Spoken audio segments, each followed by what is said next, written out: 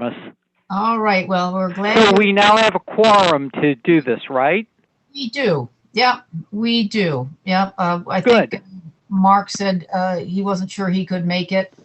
Um, and we haven't heard anything from John or from Bob, but we have three, so that's all we need. Good. Good. Good. Happy New Year to everybody. Yep. Happy New Thank Year. you. Happy New Year. Yep. So again, so we have a quorum for everyone who from the public. We're losing you. So, everybody hear me? Maybe not. Now I can. I will be Okay. so glad when we can meet again at town hall. This is not good. You and me too. Do you think it'll be You and before me the end too. of this year? I really don't have a way to forecast. I personally don't have a way to forecast. I guess it'll all make a difference Well, in terms of what the numbers are, whether this virus goes away. yep, yep. It will So, eventually. It won't be with us forever. There have been pandemics in the past where there was no vaccine and they died off. Sometimes they're around for a couple of years, but eventually, the thing right now is just stay healthy. Do whatever you have to do to stay healthy. well, you got Am I that. in? I can't tell. Oh, there you are. Hey, John.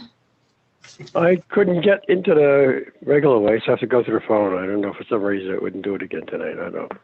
All right. Hi, No John. one's- How are you? It's Dave Franco. Okay, yeah, I'll be with Dave. We'll be virtual people. Maybe virtual people. Yeah, no big deal. The audio is 70% Yeah, of that's right. communication anyway, so no big deal.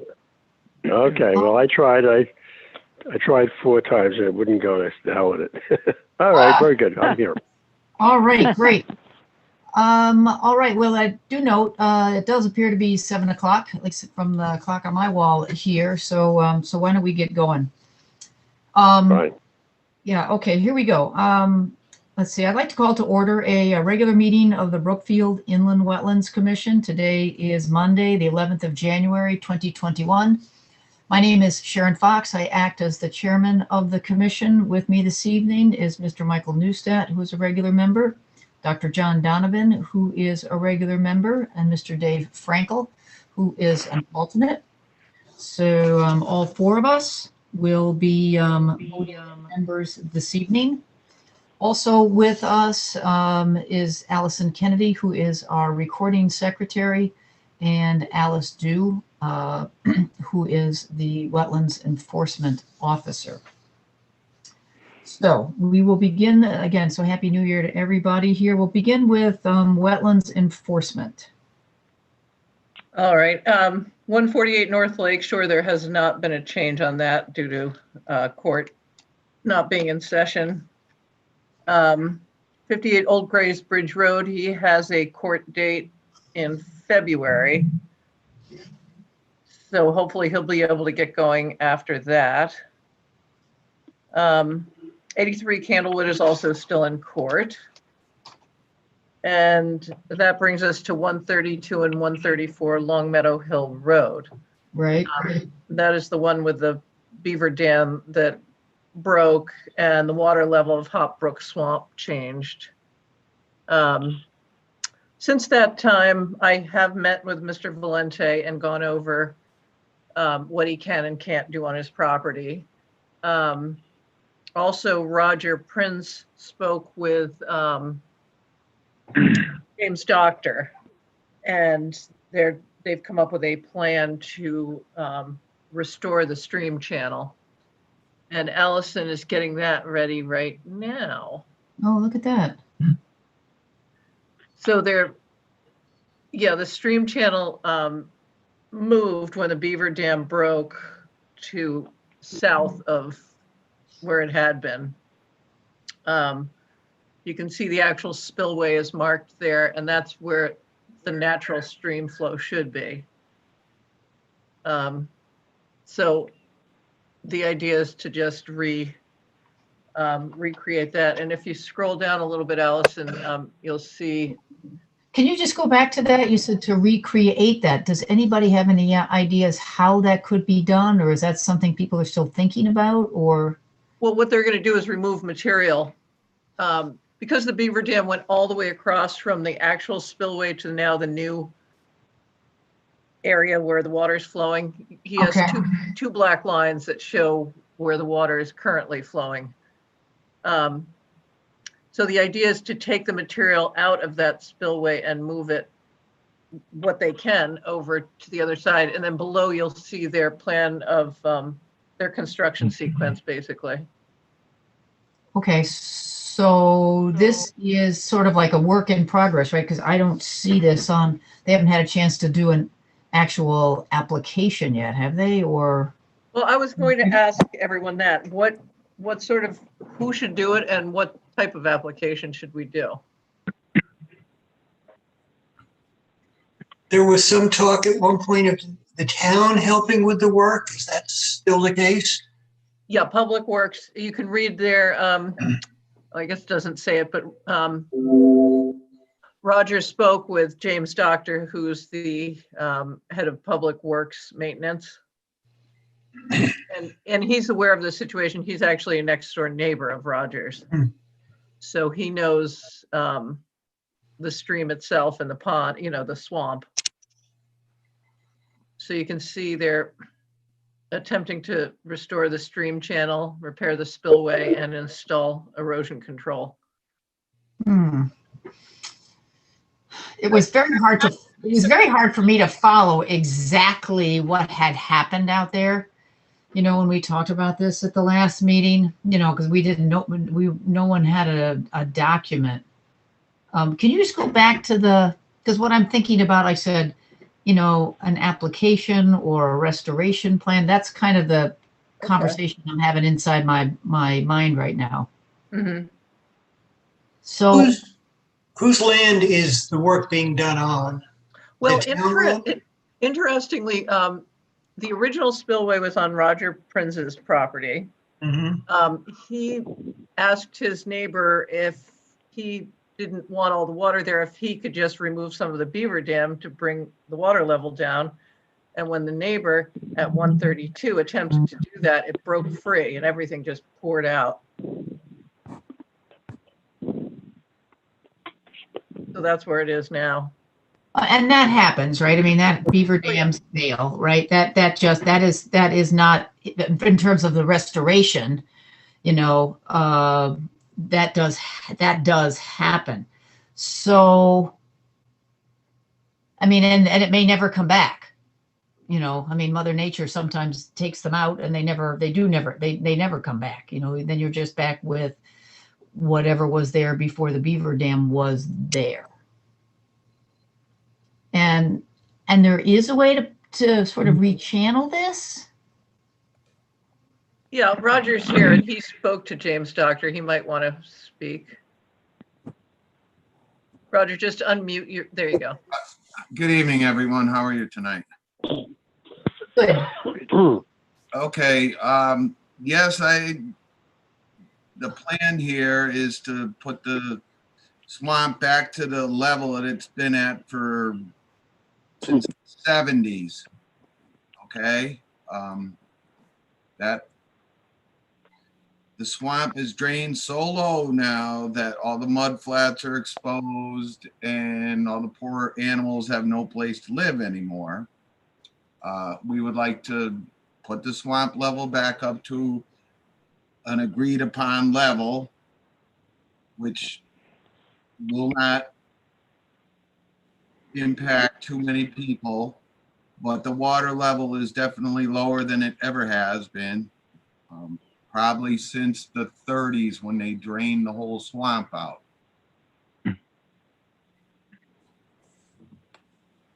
Will that require rebuilding the dam? There is really no dam there. If you look to where it says stream diversion, Yeah. if you have the plan up in front of you, All right, there was the next door neighbor dug a trench through there, and then when all the water came out, it widened out the area. Oh, Now it's way low. Your water, if you see the 215 mark here, the property line, the water has receded back past that line. So it's, you know, it's a large problem. I'm afraid with the stream diversion, if we get more rain like that, it's just going to keep on washing out. And obviously, as it washes out, it's going to keep on draining and draining out the water. You know, it's a gigantic area, and I haven't seen any ducks come in like they do every year.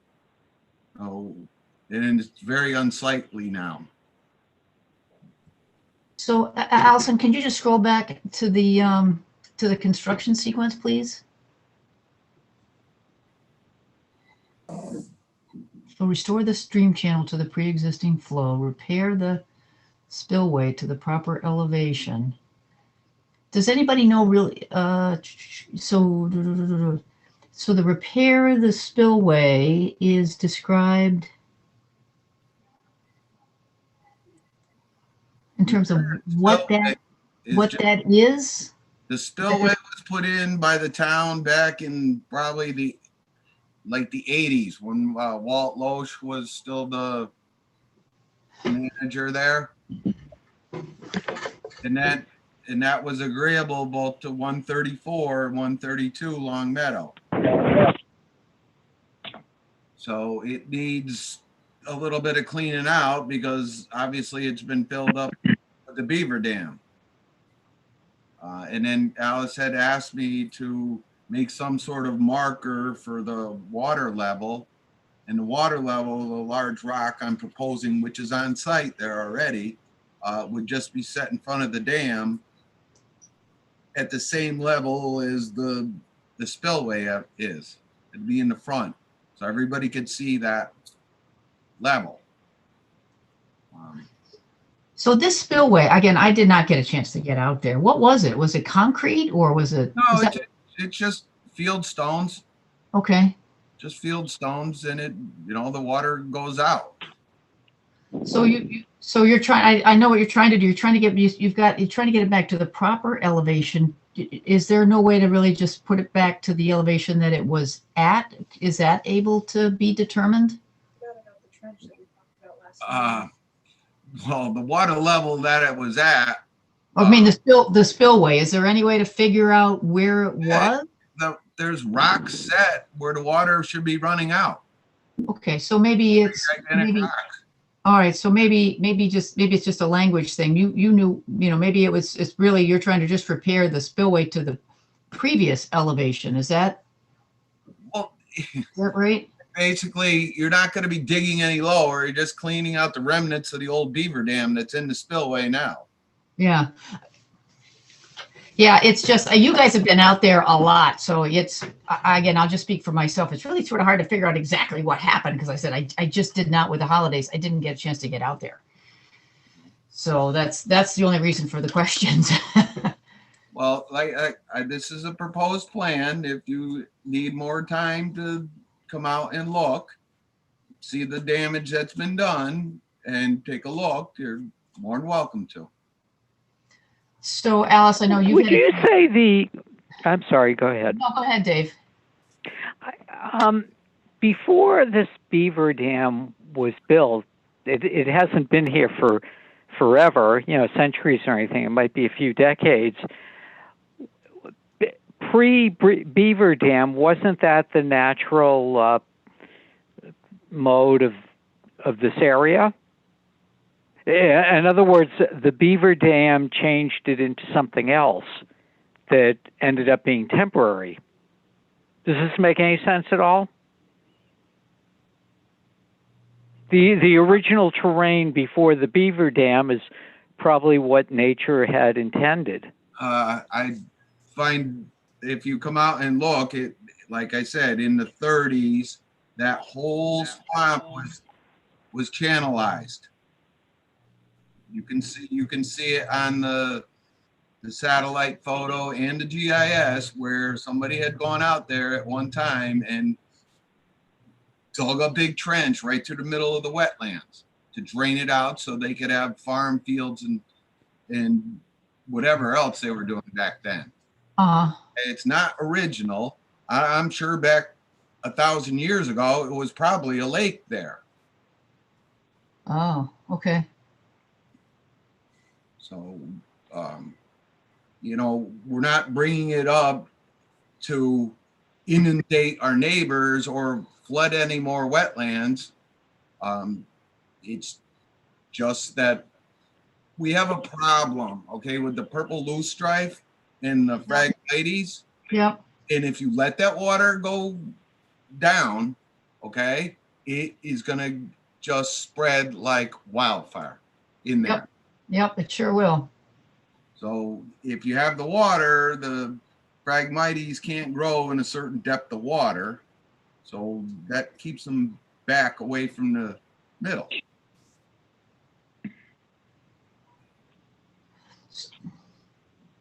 Okay. Hey, Alice, do you have a perspective on the spillway to the proper elevation? I mean, Yeah, I've been out there and Roger showed me where the normal elevation is, and I think that would be reasonable for the neighbors too. It wouldn't flood their septic system, but it would bring it back up about 6 inches higher than it is currently. so you found enough evidence that it's pretty obvious, you know, what that spillway level elevation should be? Yeah, I mean, Roger showed us rocks that are at the elevation that it had been previously, and I eventually. mean, plus or minus a foot, right? You know, that level of accuracy. It's probably a little more accurate than that. And also, Okay, that was, I mean, if it was plus or minus a foot, you got a range of 2 feet. That seems to be, again, I don't know exactly what happened to that spillway. That seems to be rather precise. If everyone feels that we can get it within a foot or two of where it was, that seems pretty good. I don't agree with 1 or 2 feet. That, Okay. I mean, it is, right now the water level is at least a foot lower than normal. Okay, what we're proposing is to bring water level up to where the spillway is, which is about 6 inches higher than the water level is right now. Maybe I didn't say it quite right. I was just thinking that spillway was at a certain elevation, whatever it was, X hundred feet above sea level. It was at some elevation. I was trying to communicate that if it was X number of feet above sea level, whatever the number that is, that is not on the GIS, I don't think. You know, if it was X plus 1 or X minus 1, in terms of where everyone thinks they could get it to, that would be suitable accuracy for me. That's all I was trying to convey. I was trying to say, again, I'll pick a number, 1,000 feet, it is definitely not. If it was, you know, if you got the level to 999 feet above sea level to 1,001, that to me would be enough accuracy to describe what proper elevation is. That's all I was trying to. You wouldn't have to get it to 1/16 of an inch, you know, to where it was.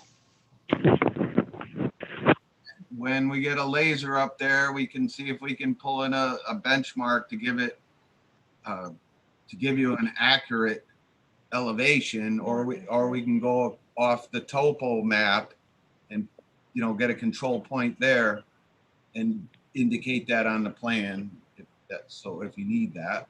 Well, yeah, then that, again, I wasn't trying to say it needed to be accurate to the, like I said, to the 16th of an inch, you know, or 6 inches. I was just saying, I was just looking at a range, you know, in terms of where it was to where you're going to restore it. That's the level of understanding I was trying to get to when you talk about the proper elevation. So I guess if Alice, I think were you conveying that you think they can get at least that level of plus or minus a foot to where it was? Oh yeah, yeah. Okay. Again, I'm sorry if I didn't describe that very well, so. Sure, I think a foot is quite a lot of leeway, and he seems to, I'm hearing that they think they can get it to much closer than that. You know, they're talking about moving it about 6 inches, so I'm comfortable with that. Okay. I think the other question, which we started to talk about and skipped over, you asked, or someone asked who or what needs to be done in terms of paperwork. Who would put in an application? Does a full application or is a full application needed? And that's why I started to ask who owns the land. I would think that the application should be by the person whose land it's on. And it sounds to me like there's 2 people who own parts of this. Is that correct? Yes.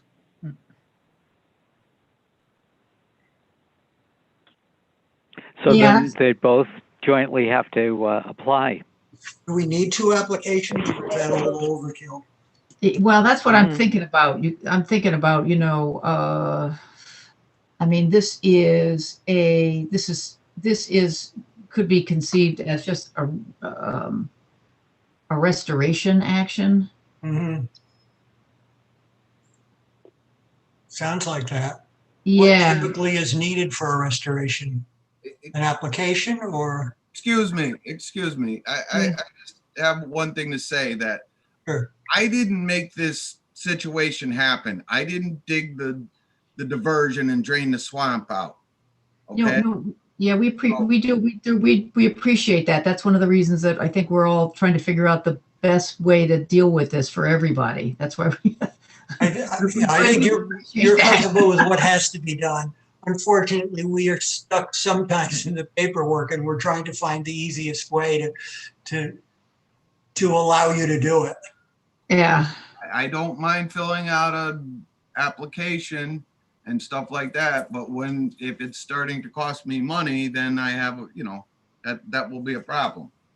Yeah, no, again, we understand, we appreciate you saying that. That is what we're struggling with right now. How do we do this? So Michael said it the best. How do we deal with the right paperwork? I think if Roger's willing to do the paperwork, we can waive the fees. That's what I'm thinking. We could do, you can do a short form, put the construction sequence, on it. And I think waiving the fees is appropriate. But we just have to deal with the fact that some of the work is being done on property A or 132, and some of the work is being done on 134.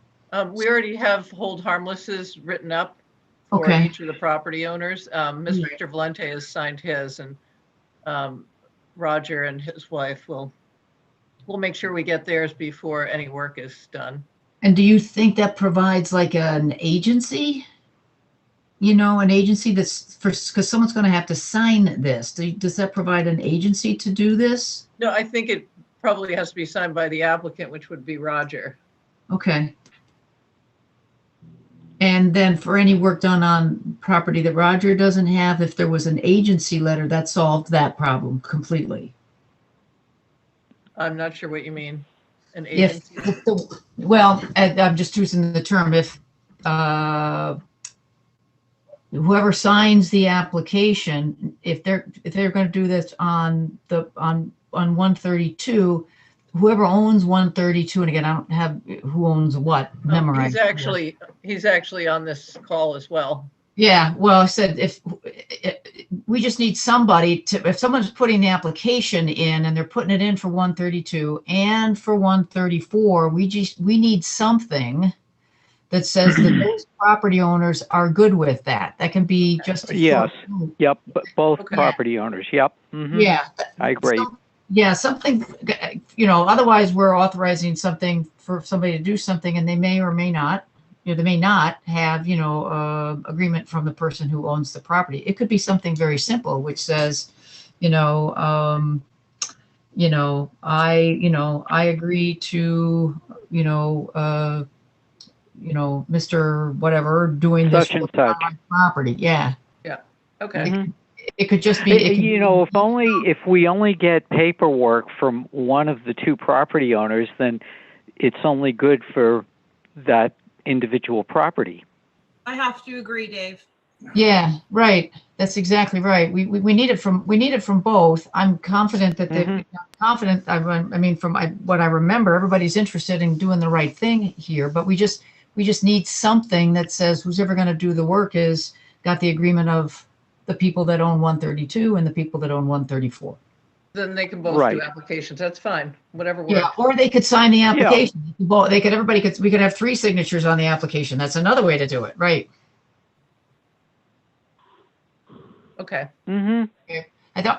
We're not trying to make it hard. We're just trying to make sure everybody knows what's going on.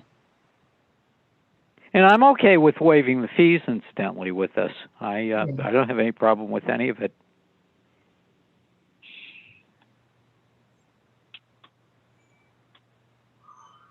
Can we make a motion today? Do we have to wait for the application to come in and be on as new business?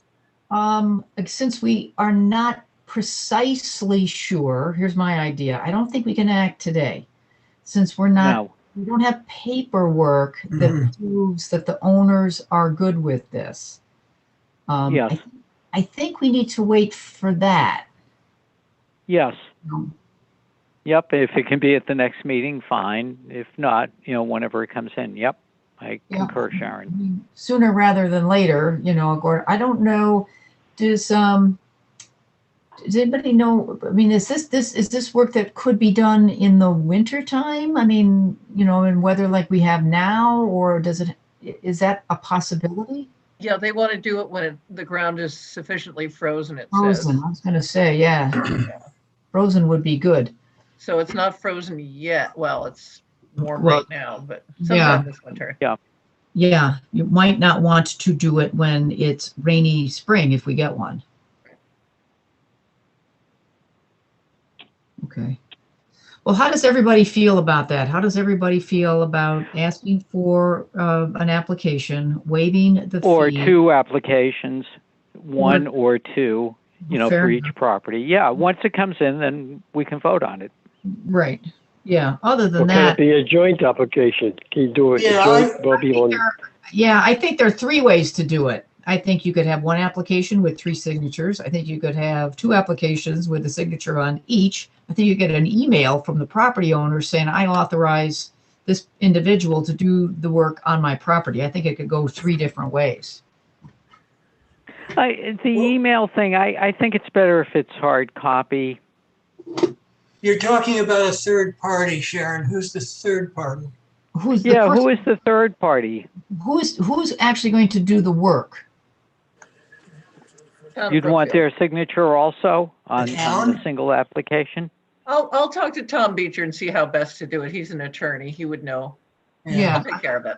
Yeah. Okay. We'll get it in by next meeting. Yeah. Then I would Okay. suggest, The only thing I would question is I don't think we should just accept a mere email from someone, because I'd rather it was on paper with a signature. Well, Anybody can send an email saying anything.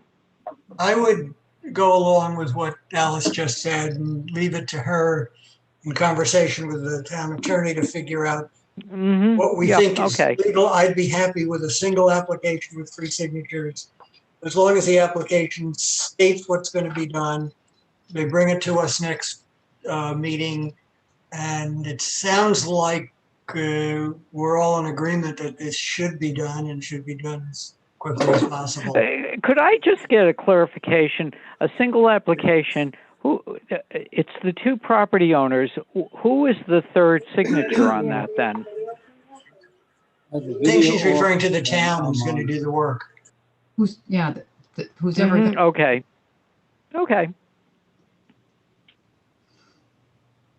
Well, whatever Tom says, I'm good with. at the end of the day. He's the lawyer. All right, so how did we do? I feel like we've got a plan of action. Everyone feel that way? Let me just ask any member of the public, you guys feel like we got a good plan here? Sounds all right. All right. All right, someone want to, we don't need to continue. This is just a matter of the discussion in wetlands enforcement, so we don't need a motion here. So, all right, thanks, Alice.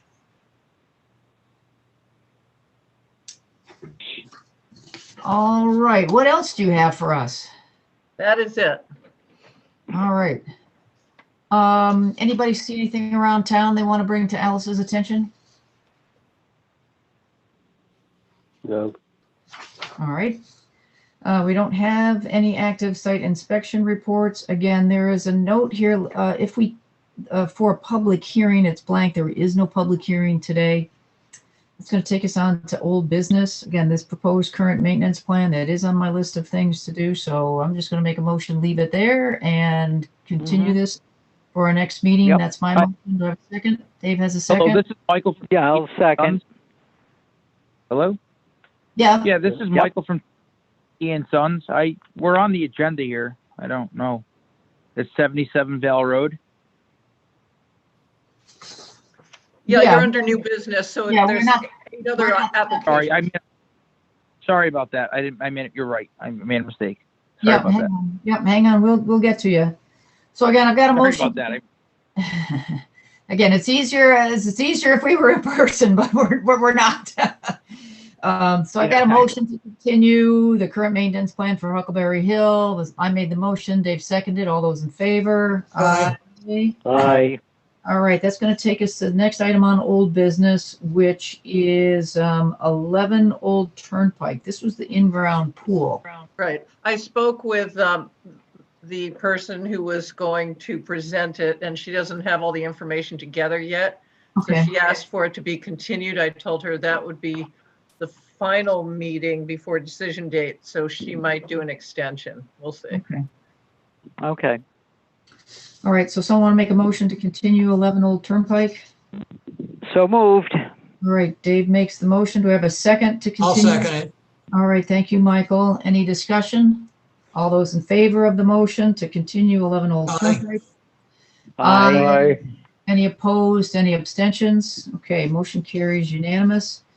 64 Riverford Road. This was renovating a footpath. Is there someone here from 64 Riverford Road? Yes, Pete Descala from Sunburst Landscaping. Okay, thank you, Mr. Descala. So I remember I was just looking at the notes here.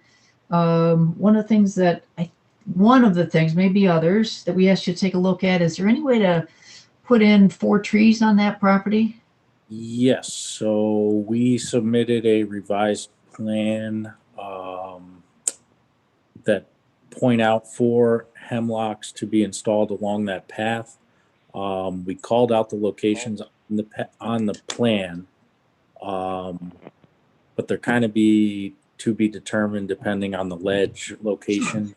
Sure. But I'm sure we'll get them in somewhere in the vicinity that it is on the plan. And that's the plan dated the 15th? Um, Is that the date on that one? Hang on one second.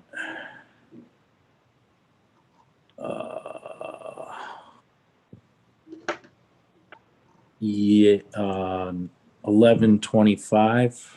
11/25 revised, 12/15. Okay. 12/15 revised. Yep. All right.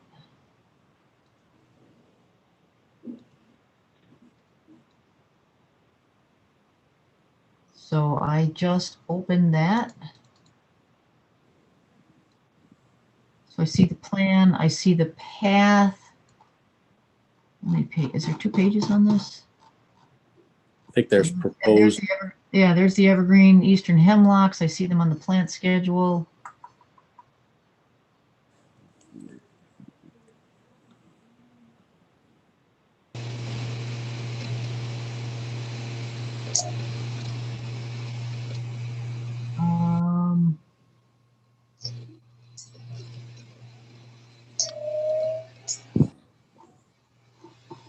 Do you see, I'm just looking at the construction sequence. In fact, I'm just looking for the one that says install the trees.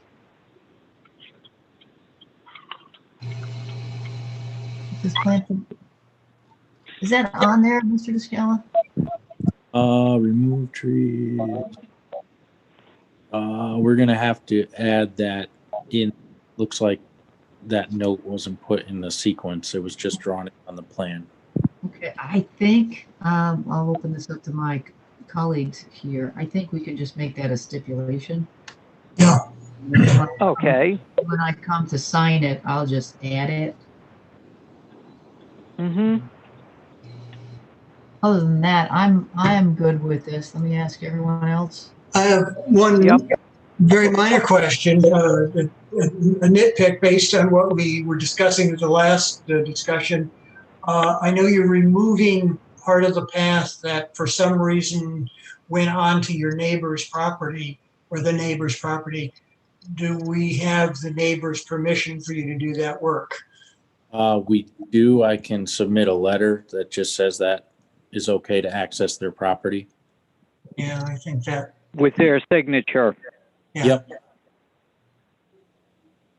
All right, so we have two stipulations.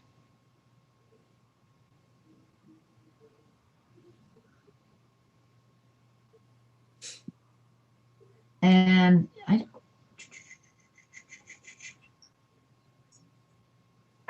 someplace in this application is the First Light filing consent letter. We're still going through First Light. I'm not sure how that works now. Did they change that process with the filing consent letter? I don't think I have one. Do you know, has anybody made an application to them? Oh, yep. They've already come back to us with a couple things for below the 210 line. So we're working on that. All right, well, that may be a third for something like this, because you're not really doing much on that property, right? You just have a sitting area and a fire pit. Yep, and the shed. And the and the shed. The bulkhead. Yeah, they're doing a bulkhead in the shed. Yeah, I just did the slider over. I'm going, oh, look at that. Yeah. Yeah. And rebuilding the dock, if I'm correct. Oh yeah, and rebuilding the dock. Yeah. But that application's all in with them and under review.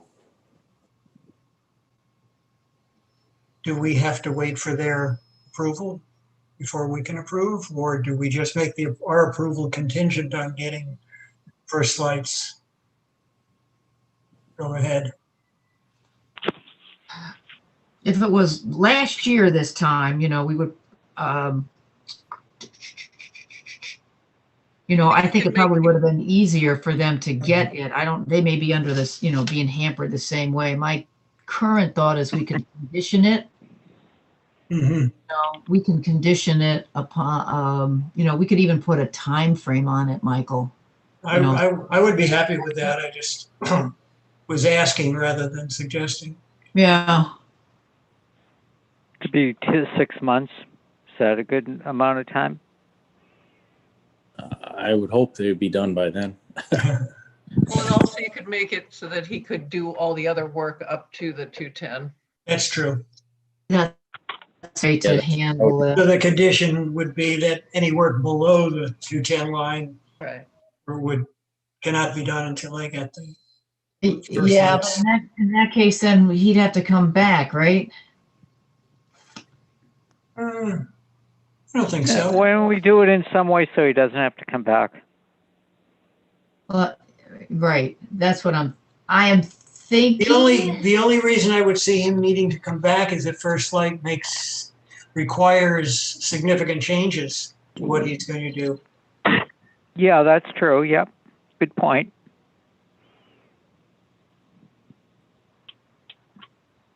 My inclination. I'm sorry. Yeah, go ahead, Mark. No, go ahead. Basically, we would approve what's being submitted And as a condition, he would need to get the neighbor's signature and First Light's approval for the submitted plan. Obviously, if First Light wants changes, he would have to come back for a change. Mm-hmm. Mm-hmm.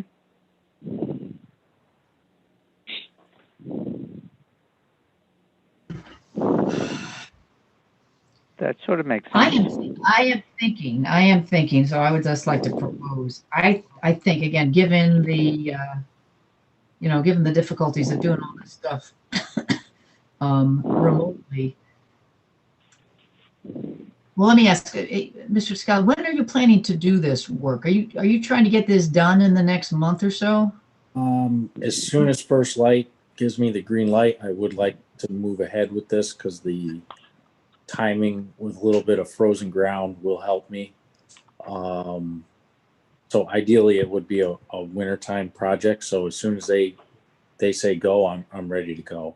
Well, that's what I'm thinking. From your perspective, there's advantages to just getting in, doing the work, and getting out, not doing it in two phases. Absolutely. And You indicated that you thought they had some concerns. Is that correct? Do you think they're going to make changes? No, the only thing they came back and asked me for was some more planting down on the bottom. So we proposed a bunch of different groups of ferns, kind of to replace the barberry and other invasives that we're removing. They also asked for some clarification on the edging of the path and the surfacing of the type of pea stone.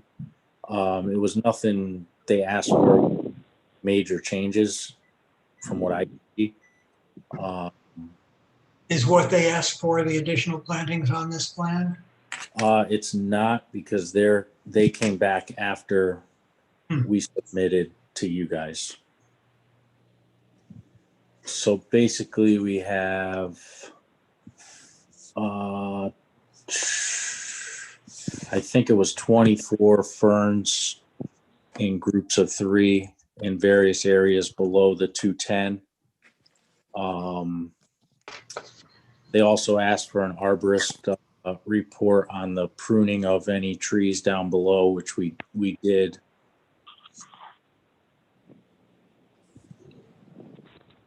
So there was no design change per se. So I do have another question. That pea stone area, you're going to have to, is that going to be a level area? Because it sort of runs from like, what, about 209 down to about 205. Are you digging that out, or is that just going to follow the topos there? We're gonna dig it slightly, but it's not gonna be like dead level. It's gonna slope with the ground. If we were to dig it out, we'd need some kind of retaining wall, which we're not going for.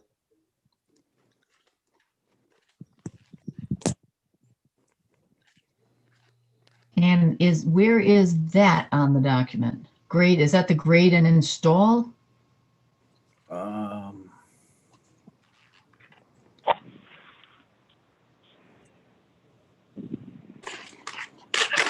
Yeah, grade and install 20 by 20 sitting area and fire pit. Can you just do one thing here? Can you identify the highest point of that pea stone? What that grading really means? Because one of the things I'm interested in, that says how much dirt is going to go out here. And as you say, you don't want to avoid a wall. And now I'm also thinking, if you got pea stone on 20 by 20 dropping, what, 4 feet from top to bottom? Now I'm a little concerned about washout. No, because the pea stone area is also going to have a granite stone edging to it. So you're really going from 207 to 209 in 20 feet. So it's not a major excavation there. It's not going to be level.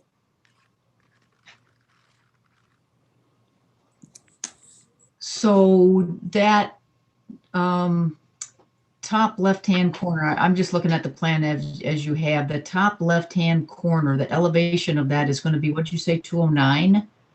Yeah, it's just below the 210, so roughly 209. Yeah, if we were sitting across from one another, you know, we would write that on the plan. Okay. If we were sitting in town hall, that's what we would write. We would write right on that top left-hand corner, 209. And what about the bottom one? The bottom, you know, say it's opposite. It's because that looks like it's going to be the lowest. It's right by the 206. Is that where that one's? So that's going to end up at 206. Probably closer to 207. Okay, so you are filling in a little bit. Probably, I would say I would ideally take a little bit from the high side and move it down to the low side just to adjust that area so it's not super steep, that you could put a chair on and sit out and look towards the lake. And you say you're planning to edge it so there's no possibility of washout? So it'll be pea stone, and then it's edged with we're using granite strips that are roughly 18 inches long by 5 inches by 5 inches, and we're going to line all the areas of pea stone with that to contain it.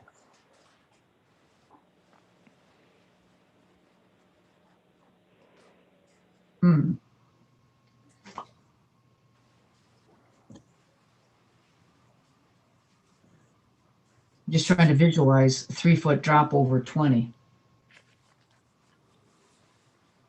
Well, if you're going 207 to 209, you're more like 2 feet. Yeah, 2 feet, 2 feet over 20. So it's not going to be any steeper than what's there now. Yeah, except there's no pea stone there now. Yeah, but It's the just pea round. stone act like a mulch and protect the soil, or where now you just got dirt. So as the rain and water's beating on it, it's moving the soil. It's not going to move the stone. Okay.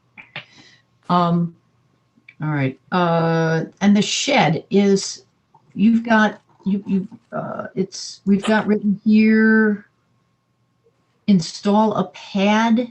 What is that pad? The pad's just going to be 3/4 inch gravel. Okay. I have to tell you, I mean, in general, I am okay with the plan here. I'm a little, but we've got now like 5 little stipulations here that really could be put on the plan. And since we don't have, First Light's agreement yet, here's my idea. I'd like to have you, we can list these again, take this plan and note the things on it that we just talked about. So there's absolute clarity on what you're doing here. And we've talked about the neighbors. We talked about adding to the construction sequence that you're going to plant the trees. If you've got some things, this came out in your conversation, if you've got some things that First Light is encouraging you to put in, you might want to put those on the plan here and try and get this all done at once. Yeah, but it was my understanding that First Light is worried about 210 and below, and Wetlands is 210 and above. No. We care about, I think it's 200 feet from 200 water. From the wetlands. Yeah. Yeah, we care about the whole entire upland review area. We care of everything from the edge of that lake all through your project. Okay, so I just want to make sure I get this right. So construction sequence, we're going to add the planting of the trees. Yep. You need something from the neighbors. Yep. Now there is a minor issue with that neighbor. If that neighbor declines, then we're just not going to access his property, and that part of the pathway is going to stay there. That's fine. That's fine. Then just change your plan to identify that you won't be doing that. That's, Yep. That'll work. think it'll be a problem, but if it is, then If it is, then I said, then, you know, I think Michael and Dave mentioned that you just wouldn't do any work there. yeah. Mhm. Can you add, like you said, that high point, and the low point for your P-stone? I think you talked about 209 and 207. Yep, and I'll call out the edging as well. Yeah, call out the edging and make it be, to help understand why that's there, you know, say to prevent washout. Yep. And then also with the shed, again, document what that, you know, what you call it, a foundation or a base? The pad, Three-quarter. what that pad is. Yeah, install pad, comma, X, you know, whatever that actually is. Okay. And then, and again, just again, to make, again, I don't know what your contract is with, you know, with your customer here, but if you're getting anything from First Light, if they're getting anything from First Light, you know, about any plantings, if that's in your contract, and it may not be, I get that, you know, but if it's in your contract or could be in your contract, if you want to put that on the plan, that's to the property owner's advantage, because then you only have to come once. Yeah, so I will submit the plan that we drew after this one for First Light. It shows the additional plantings and the edging, and we'll just put a better grading detail for the sitting area. Yeah, okay. And I said, if you get that done, I said, maybe you'll even have the letter from First Light, but I think we can get through that if we have a plan that, hang on one second, Dave, if we have a plan, I think Sure. we could probably get through that. If you don't, we would make it conditioned on that. So, yeah, Okay. Dave. Yeah, Dave, I'm Well, sorry. in terms of the communication you've had with First Light, maybe you should wait to put forth the plan until you get the letter from First Light, because you could give us something and then First Light would say, nope, you have to do this instead. So to save yourself a little work, maybe you should wait until you get the green light from First Light. I agree. I just don't know their timing, so I prefer to come back in 2 weeks and just get a approval from you guys contingent upon them. So whenever they decide to go, I'm ready to move and I don't have to come back again. Mm-hmm.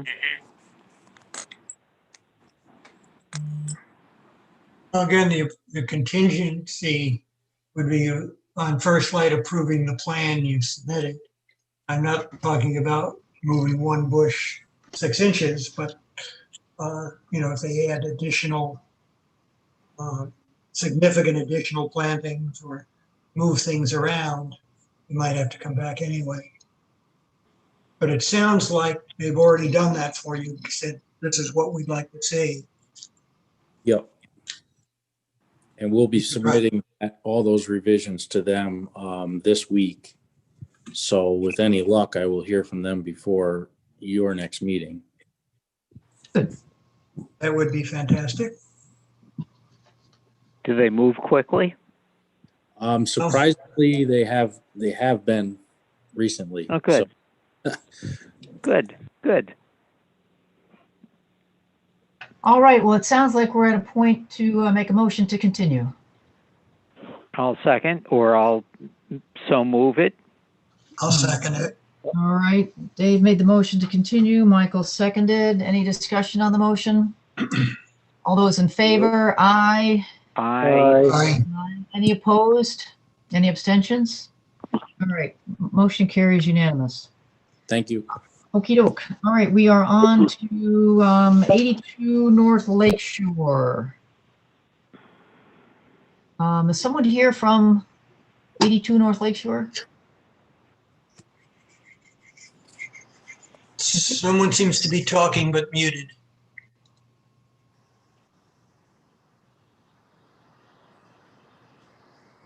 I think he's working on it. Yeah, How's there it that? is. Is that better? We can hear you now. I can hear you Mhm. now. Yep. So just your name and address, sir? Jim Miner, All Phase Custom Builders. Good evening, all. All right, thank you. I said my notes are, this looked pretty straightforward. I think there was a construction sequence. I uploaded. Hopefully you have it. Yeah, let's just take a look.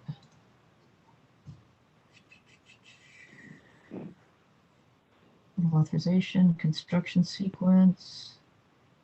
Dated 12/16. Is that the 12/16 one? That sound familiar, Mr. Minor? Yes. All right.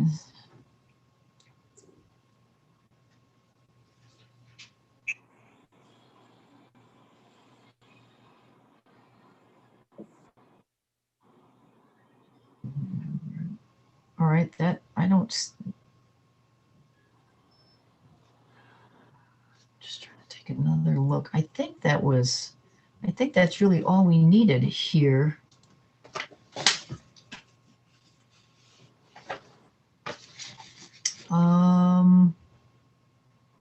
Hi, this is Ian Eller from J. Edwards Associates. We are the engineers for Mr. Minor's project.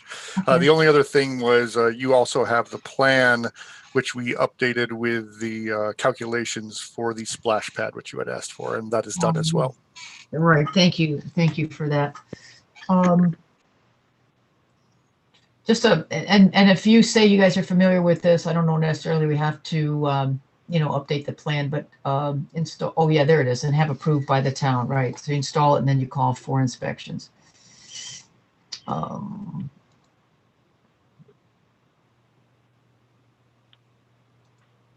I didn't have anything else.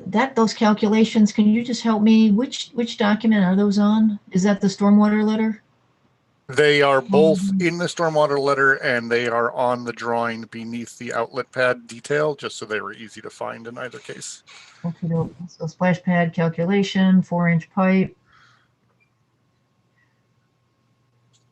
And slope, pad width, make the pad 5 by 5. Okay. We got PE doing it. That sounds perfect. Anybody else have any questions here? Nope. So I said I'm okay with this. We could maybe an option would be to approve it per a set of plans dated 12/02, updated with a construction sequence 12/16 and incorporation of that stormwater letter into the approval. Ian Eller again, for the record, the revised date on that plan is 01/05/21. I'm sorry if I'm seeing that. If that's not what I said, thank you for the correction. I would, I'll go ahead and make that motion. All right. I'll second. Wait, let me read it. Wait, Dave. You don't know what I said. It could be funny. No, I'd like to make a motion to approve 82 North Lake Shore Drive, project number W-20-47, based on a drawing by, let me pull up the drawing again so we'll have the date. I'm sorry for the slight delay. Yeah, it's a big plan. By Sheridan Designs, is that correct? I'm reading this. Yeah, I'm dated. I almost have it. Yeah. He's the house architect. Dated 12/2/2020, with the addition of a construction sequence dated 12/16/2020, and a stormwater letter dated dated 12/14/20 and revised on 12/21/20. And a location survey with all the usual stipulations. Revised With all the usual 1/5/21 to include with all the usual stipulations to be effective the day after publication. Someone want to second that? Second. Dave, okay. Yep. I think we got everything. I think we got the plans, we got the construction sequence, and we've got the Noted them as you said them, so I think I got it all. Yeah, I think we got it all. All right, any other discussion on the motion? All right, all those in favor? Aye. Any opposed? Any abstentions? All right, motion carries unanimous. Thanks, gentlemen. Good luck. Thank Thank you. you. All right. Have a good evening. Yep. All righty. The next we have is 15 Parkwood Drive. This is that in-ground pool. I think this one, one of the conversations was about where the pool equipment was going to go. Yeah, it was gonna go on the uphill side of the pool, pretty even with the pool Yeah, where the playground equipment was. Can you just, great. Can you just help us out with your name and address, please? My name is Kevin Cohen. I'm representing the customer from Nijam and Sons. All right. Thank you, Mr. Cohen. And that's on, is that proposed location PDF? Or excuse me, that wrong one here. Which document is that on? The construction sequence? There it is. I'm looking at the plan.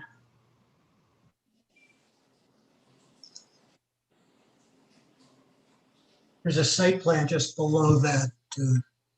Yeah. Man, everything's taking forever to download here. Silt fence expansion, pipework backfill.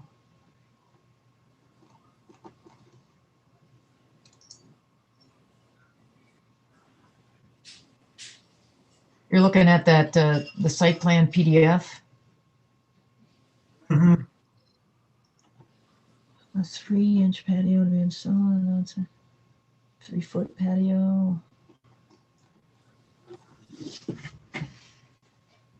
So, Mr. Cohen, does this have the pool equipment on it? No, so last time we talked about it, but it's if you see where the silt fence on the right side of the pool ends, it's like right inside of it's like a few feet inside of that. So it's further away from the wetlands than the pool is.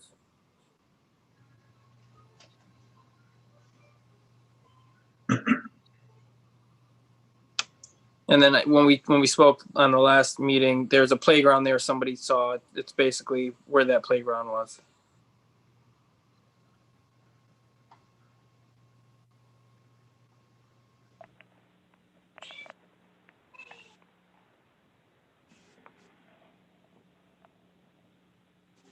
Oh, I'm sorry.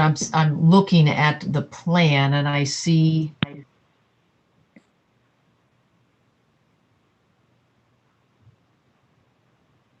I don't see it on the plan. I just don't see it. I mean, No, we didn't put it on the plan. Okay. Yeah, we just spoke about it briefly on the meeting we had last month. What are the two purple circles on the far side of the pool? Topsoil and stockpile. Okay. Oh, I see that. Can you help? Where is are the wetlands shown here, or the upland review area? Is that so the lined area? The wetlands, if you look down, it says 58 feet, those lines right there. And then the wetlands is highlighted. And basically the black marker with the lines is the review area.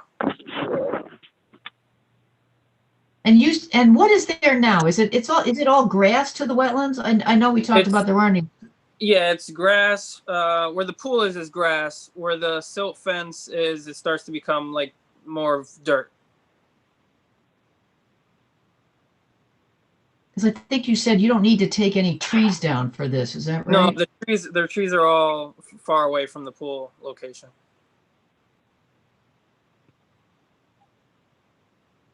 And that pool, do you have, let's see, there are no topos on this that I can see.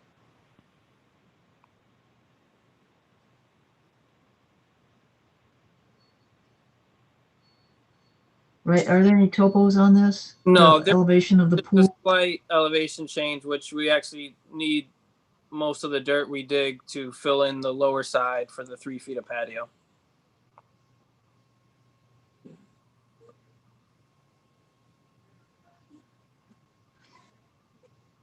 let's just look at that construction sequence again. Am I Is all correct? the dirt coming off when you're done? No, we won't be taking any dirt off or bringing any on.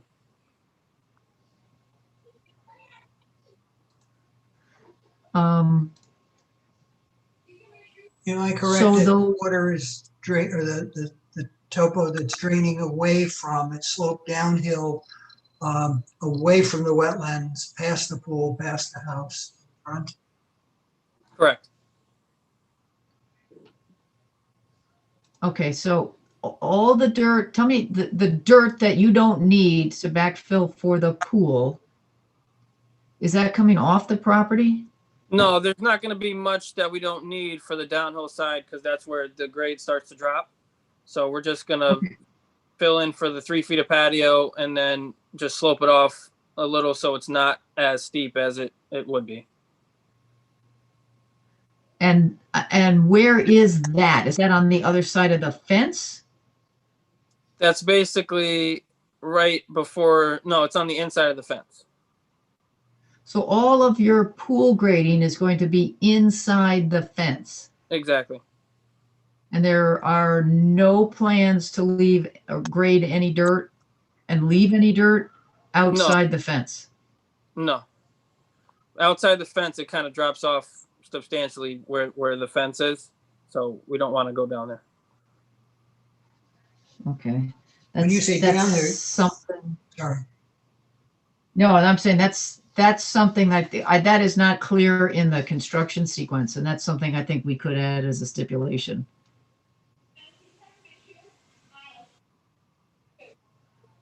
As well as that the location of the the pool equipment has to be done outside the upland review area, and also I think we talked about it, a stipulation that there'll be no backwash of pool water into the upland review area. And Michael, I know you were trying to jump in there. Yeah, I was just, it seems to me it's draining a little bit what he talked about before he explained. Not grading beyond the fence, which is the red line with the X's around it. Is that correct? I thought I'm talking about the silt fence. Not the silt fence, around the pool. So what you're saying is you will be grading outside, or Sharon, were you talking about the silt fence or the fence around the pool? When I say fence, I meant fence, not the silt fence. Okay, so yeah, we're talking about the red line around the pool, which I'm assuming is a fence you're going to put there to fence the pool. Yeah, so there will be some grading past the fence on the downhill side. And the downhill side is towards the house, correct? No, towards the wetlands. Then I'm misunderstanding something. Looking at the topo lines, the line to the right, property line to the right is at 117. Is that the elevation or is that something else? And the left side of the property, the elevation is 112 feet. So it's seems to be draining towards the front, unless I'm misreading this. I'm not. Where the topsoil and stockpile are, that's pretty much the lowest point, the lowest grade near the pool area. Okay. So anything that overflowed from the pool or your construction would run towards the wetlands, except for your silt fence. Right.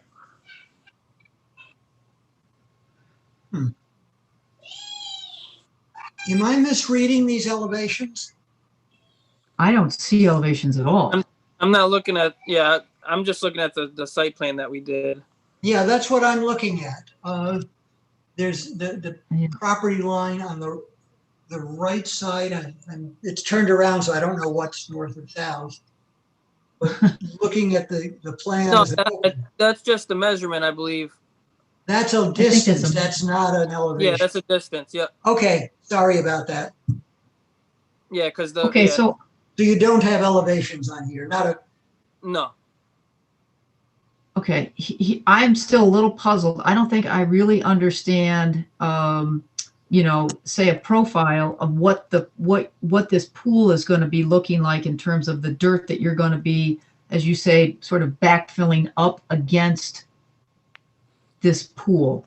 Yeah, I mean, the elevation's somewhere between 20 to 24 inches different. So the uphill side that's close to the house would be, flush in ground, and the downhill side we would need to fill in roughly that 2 feet with the dirt we dig. Okay. And it would go the whole length of the pool, a little past, but 3 feet, of patio. So that's going to take up most of the dirt. Okay, well, you're gonna have to, we want to be sure we really understand what you have to do. Mhm. So that's why I think that's where where our questions are coming from. I think, I think your construction sequence should make note of that, and Yeah. I don't see it. I'm looking at 1 through 13, and I don't see where it says grade behind the pool into the upland review area, and we think that area is going to be approximately X by Y feet. Okay. So that we have a very, everybody has a clear understanding of how much dirt and you're going to be leaving in that upland review area.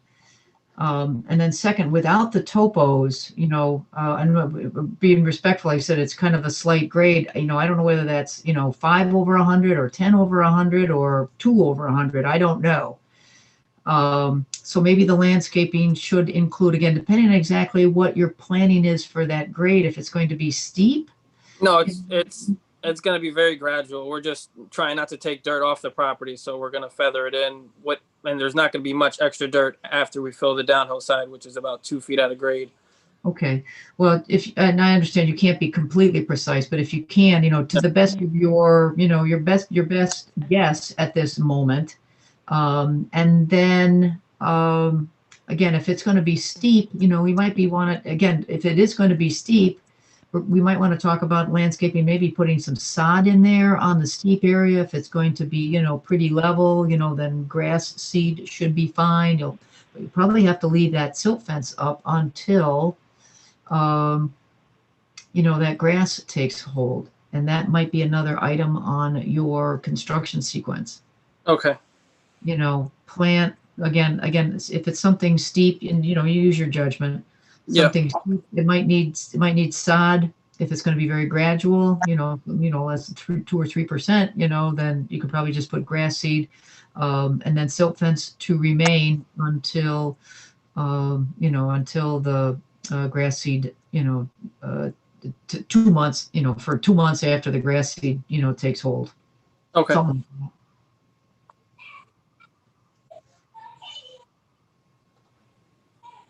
And that might just be, and maybe you can just add to the plan where you think that's going to go to your best, your best judgment. And then you can even just handwrite on it, what you think that profile is going to look like. If you cut that pool in half, showing us that 2 feet, and then that, that gentle slope. I think that will help us tremendously to be sure we all understand what you have to do here for this project. Okay. Okay.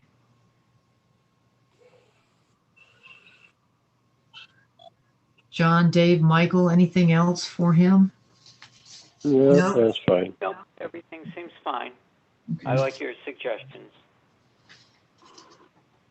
Again, if we were together, some of these things we could probably just add to the plan, but we can't right now. So we really kind of rely upon, rely upon you to kind of document it. So it's clear for everybody. All right. Well, with that, do you have anything else for us? Any other questions? No. So basically just mark down kind of where the equipment is, showing outside the review area, and then how we're grading the downhill side, where the dirt's going, and roughly, the best I can give you an idea of what it's going to look like. Give us a general idea, and even if you were to show us a bit of a profile, because you got to backfill that 2 feet. Okay. It's going to be gentle, and you can use the word estimate. That's fine. And again, adding to the construction sequence that the silt fence has to remain 2 months after that grass, after the grass takes hold. Yeah. All right. How about a motion to continue? I'll make make it. a motion to continue 15 Parkwood Drive until the next meeting. Do I have a second? All right. Thank you, Dave. Any discussion on the motion? All right. All those in favor of the motion? Aye. Aye. Aye. Any opposed? Any abstentions? All right. Motion carries unanimous. Okay. We'll be here in 2 weeks. Thank you. Thank you. All right. Next is 14 Merwin Brook Road. I think there was an installation of a shed. Is someone on the phone from 14 Merwin Brook?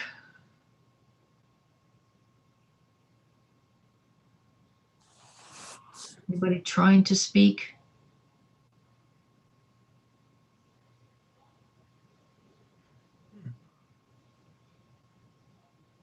I have I don't some. know.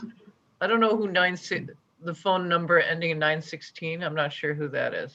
I'm not sure either. And we can see there's some noise from it.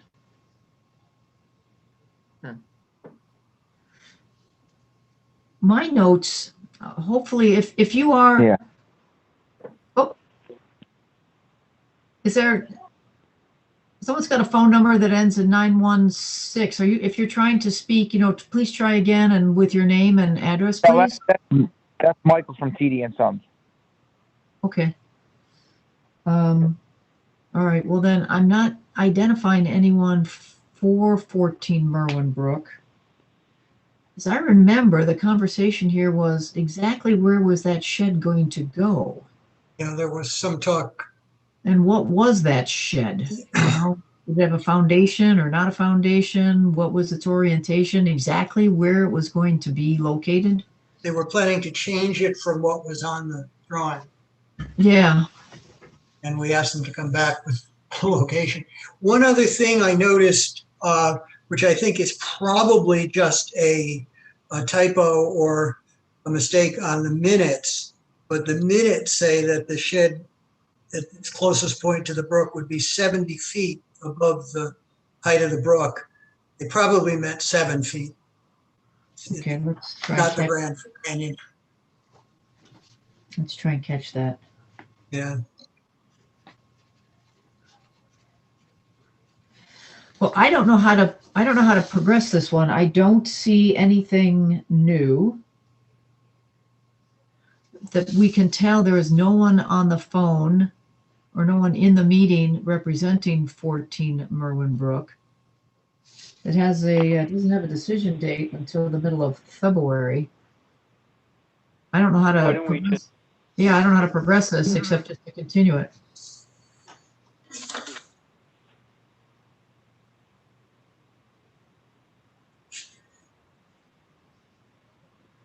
I'm open to any other ideas.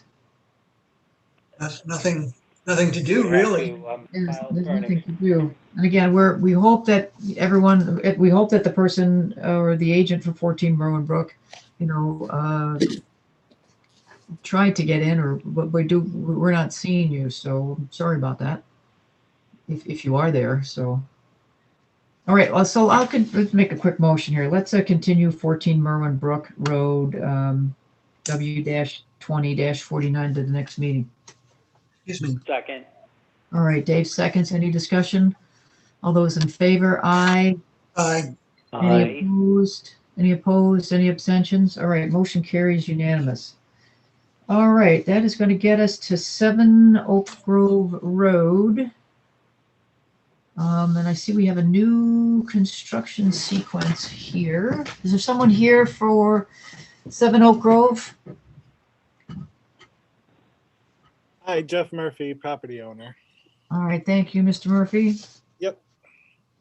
All right, let's just take a quick look here because we had talked about some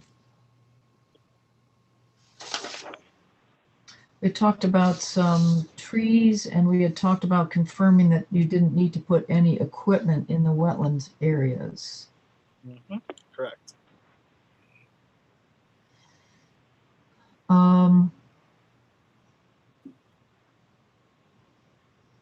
So what is there a new document?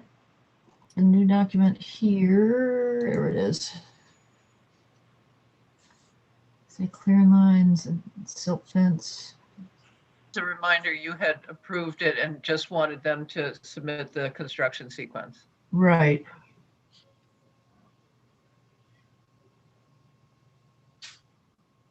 Because this, yeah.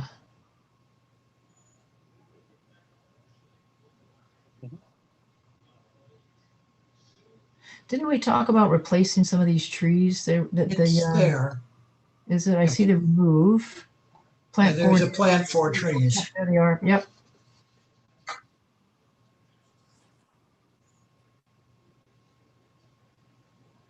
And this has a new line of permanent line of disturbance, right? Mm-hmm. For the modified limit of disturbance.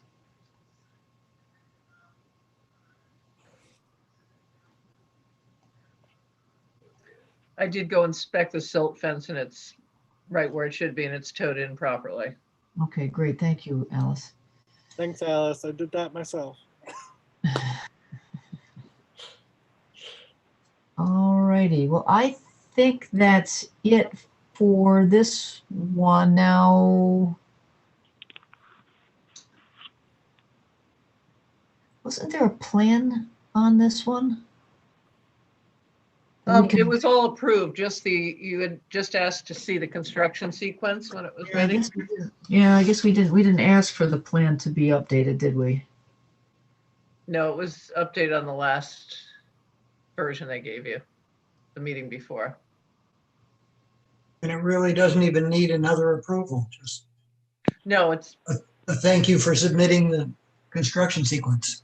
Right. Welcome.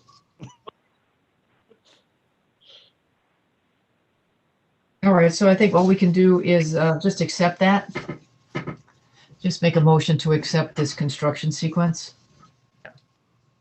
So I'll make that motion. We make a motion to accept the construction sequence for Second Oak Grove Road dated December 21st, 2020 to be incorporated into the current plan. Second. Was that you, Michael? Yes, it was. All right. Any discussion on the motion? All right. All those in favor? Aye. Aye. Opposed? Aye. Any abstentions? All right, Mr. Murphy, you're all set. All right. Thank you. Have a good night. Yep. Thank Good you. luck. Thank you. All right. So next here, we're going to move on to new business. So first up is we have 77 Vale Road, which is a modification to an existing permit. And I think I recall that there's someone here for 77 Vale Road. If so, maybe you could just shout out and give us your name and address, please. Hi all, it's Michael Diora from TD and Sons Construction. Okay. So let's just take a look at let's just take a quick look at the application.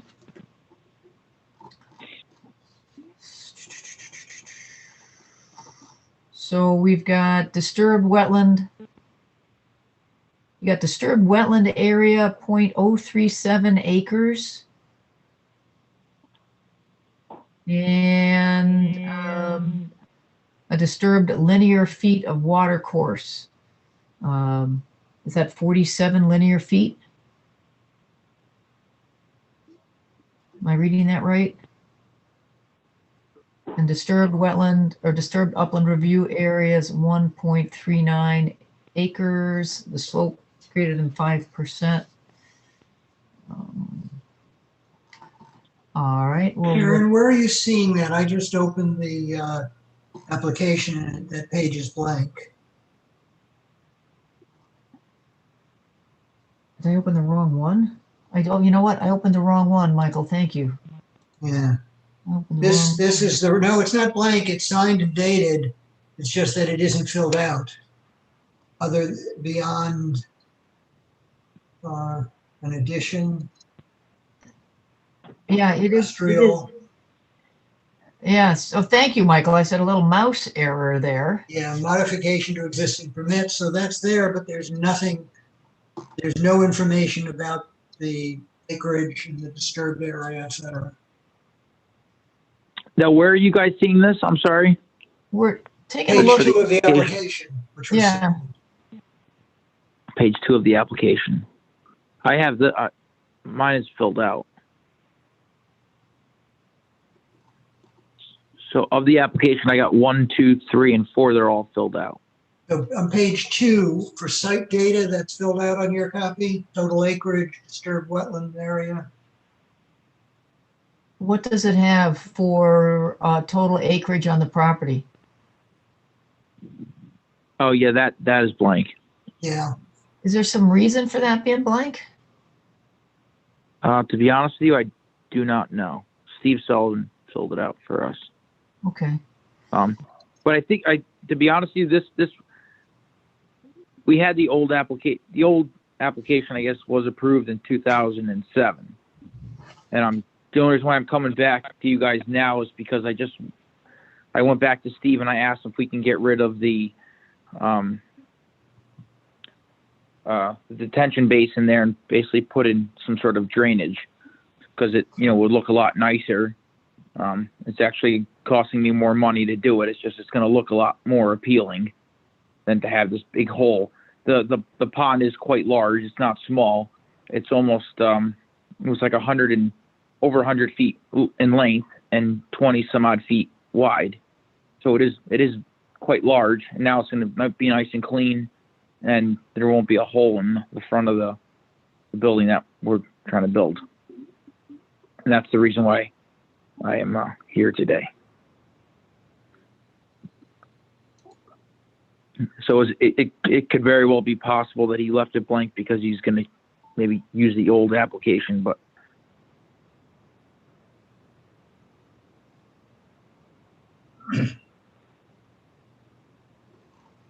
yeah, because if he puts previous application of wetlands for this property, it says no, yes, and then it says yes, and it says dates 2007.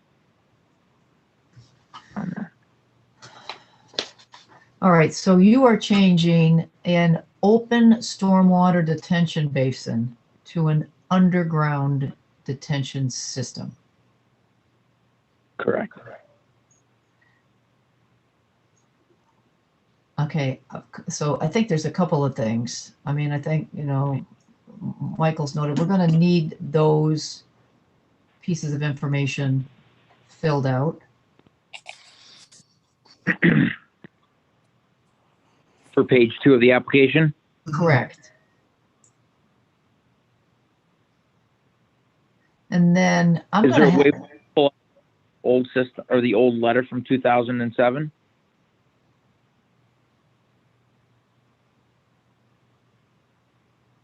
well, I don't know what the answers are. I mean, if you are changing I don't know what the answers are. I mean, this needs to be, this needs to be sort of, it has to be able to stand on its own. I mean, you can copy the data from the old one if that's still applicable, depending on exactly, again, what your plan is here of this stormwater detention basin. Okay. It doesn't sound like maybe some of those figures would change, but I don't know.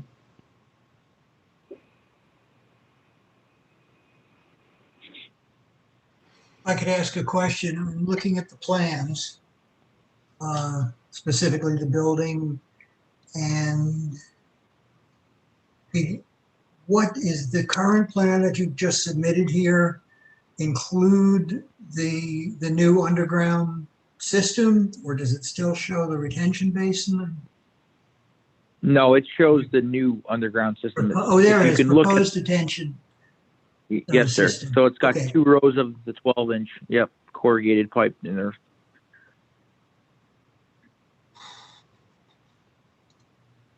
I mean, it's basically designed the exact same way, but this way, it's just going to be covered, obviously, with stone and pipe. So where it says just below the building, and I'm looking at the plan, there's an existing detention basin. I take it that's for another building, that's not yours. Correct. So where was the detention basin going to be? Where the proposed detention system is now, or is proposed? Yes, on the westerly side of the property, like on the Vale Road side, the westerly side. Okay. So it says it's proposed 2 rows of 12-inch corrugated plastic pipe. That was supposed to be where the proposed, I guess, detention basin was going to be. Now he changed that from the basin to the proposed detention system, and that's going to be system number 1. And then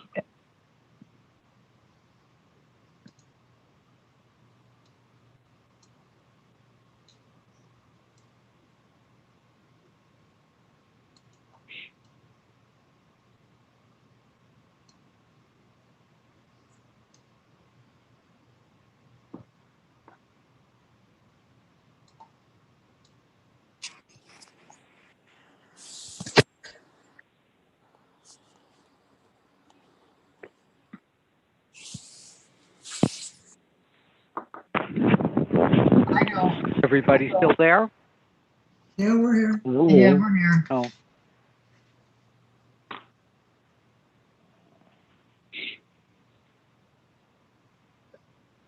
Just a quick question. This grass paver emergency access appears to be the main driveway in. Is that correct, or am I?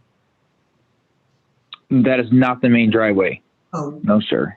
where is the? There is another driveway on the south side of that. Okay, so that emergency access is just that. Correct. That's just for fire.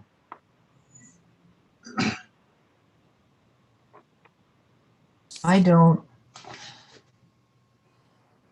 remember this. I don't remember this original application, so I don't remember what the thinking was for having a detention basin versus underground.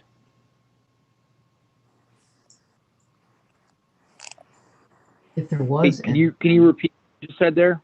Why? Remember, in the original application here for 77 Vale Road, I mean, I don't recall what the thinking was for having, a detention basin and not underground. Steve told me it's just because it's the cost of it. And It was that a may be cheaper route to go. Yeah, I might want to take a look at it and just refresh my memory on that. Mm. And this is going to go under. It was going to be a grassed area, or I don't remember too much about it. Do you remember how deep it was, or were there going to be wetlands plantings in there? Do you happen to know? I could probably pull up the old drawing and I could read it off to you if that would help. Well, I think maybe we can't make a decision today anyway, so maybe, I've got to come over to Wetlands. I've got a couple of plans to sign. Maybe I'll go and pull out the original one for, for 77 Vale and see if I can refresh my memory, and then, I'll have the, the official version of it. Mm-hmm.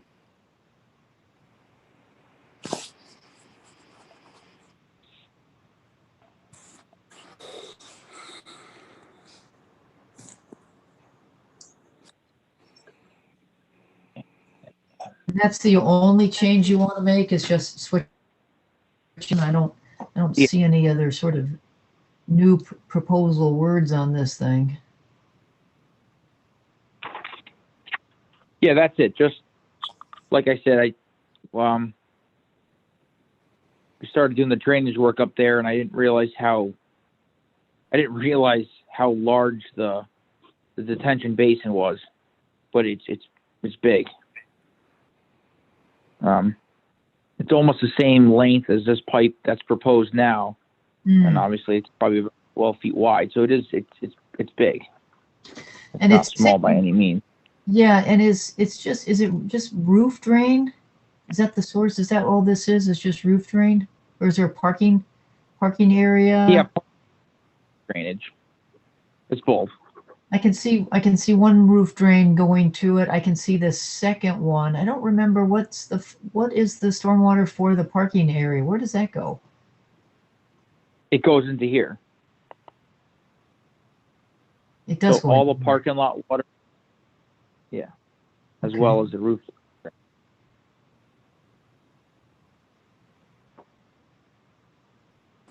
All right. Well, that's what I would like to do now that I understand. At least I think I understand what you're trying to accomplish here. That's what I would like to do. And I said, I got to get over to Wetlands, to the land use office and sign some plans. So I'll just ask, Alice and Christine to pull this out for me, and I can let you guys know in our next meeting.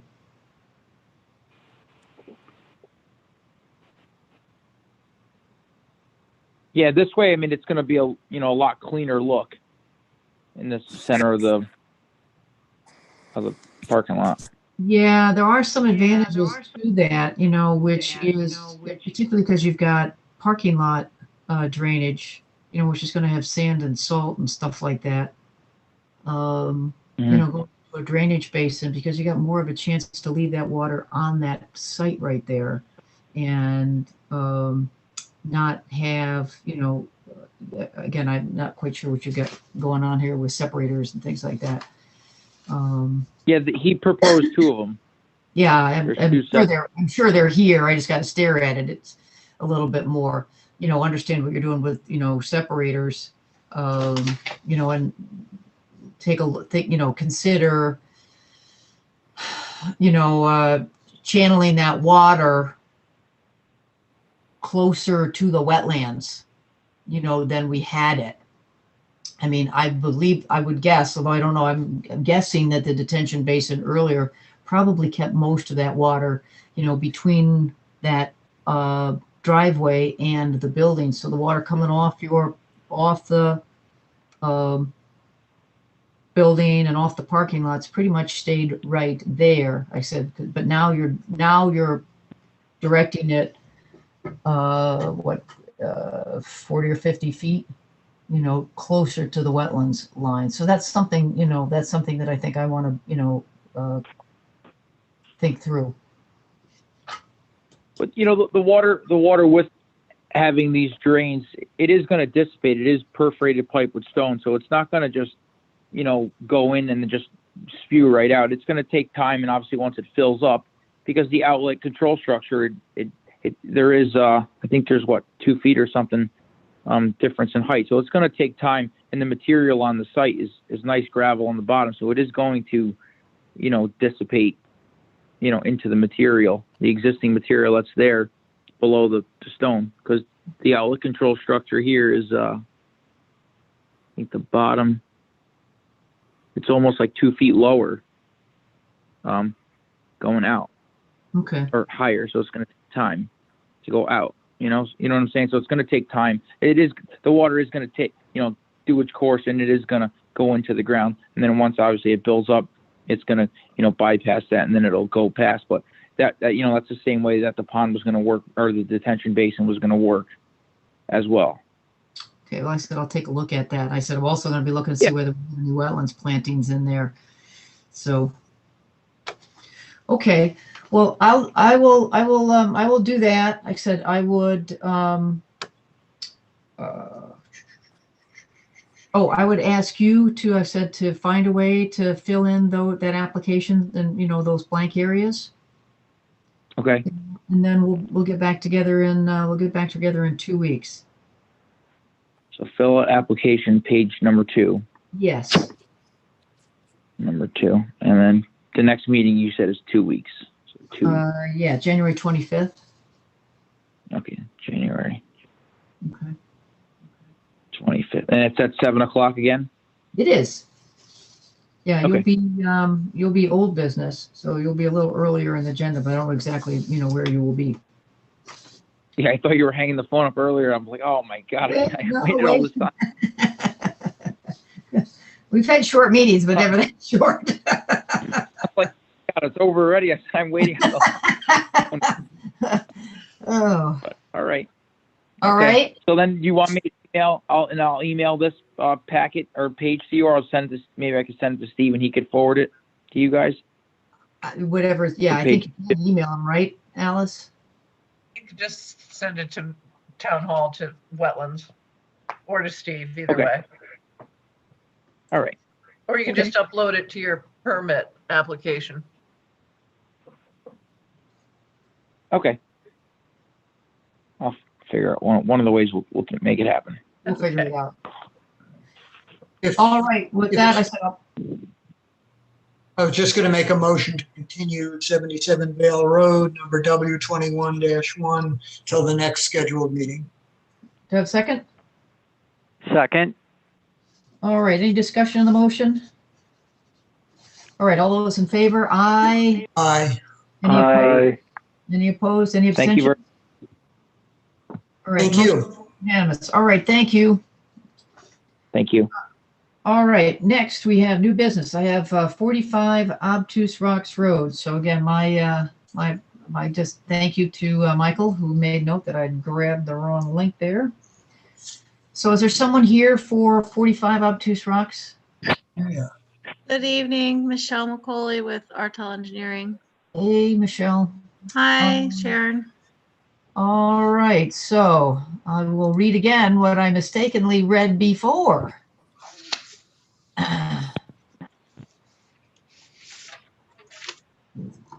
Mice problems here. So again, this is a home on Obtuse Rocks Road. Again, we noticed it's an 11-acre property. You do have disturbed wetlands on here, about 1,600 square feet.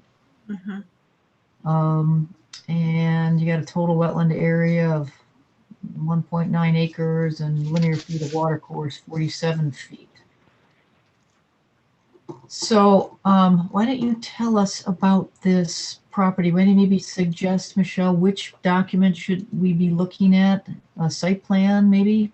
Well, look at the, so this was before you about a year ago as a 3-lot subdivision. I don't know if you remember. We're now coming back as just a single family. You can look at the site plan. Do you have it in front of you? You want me to put it up? Site plan 1-05. You want me to share my screen so you could see it? Yeah, we can do that if everybody's all right with that. Is it the January 5th site plan? It should be, yeah. Yeah, okay. Share. Okay, can you see the plan? Yep. There it is, yep. Okay. I'm just gonna put this out of my way. Hold on. So we have a. Oh, now I remember that. Yeah.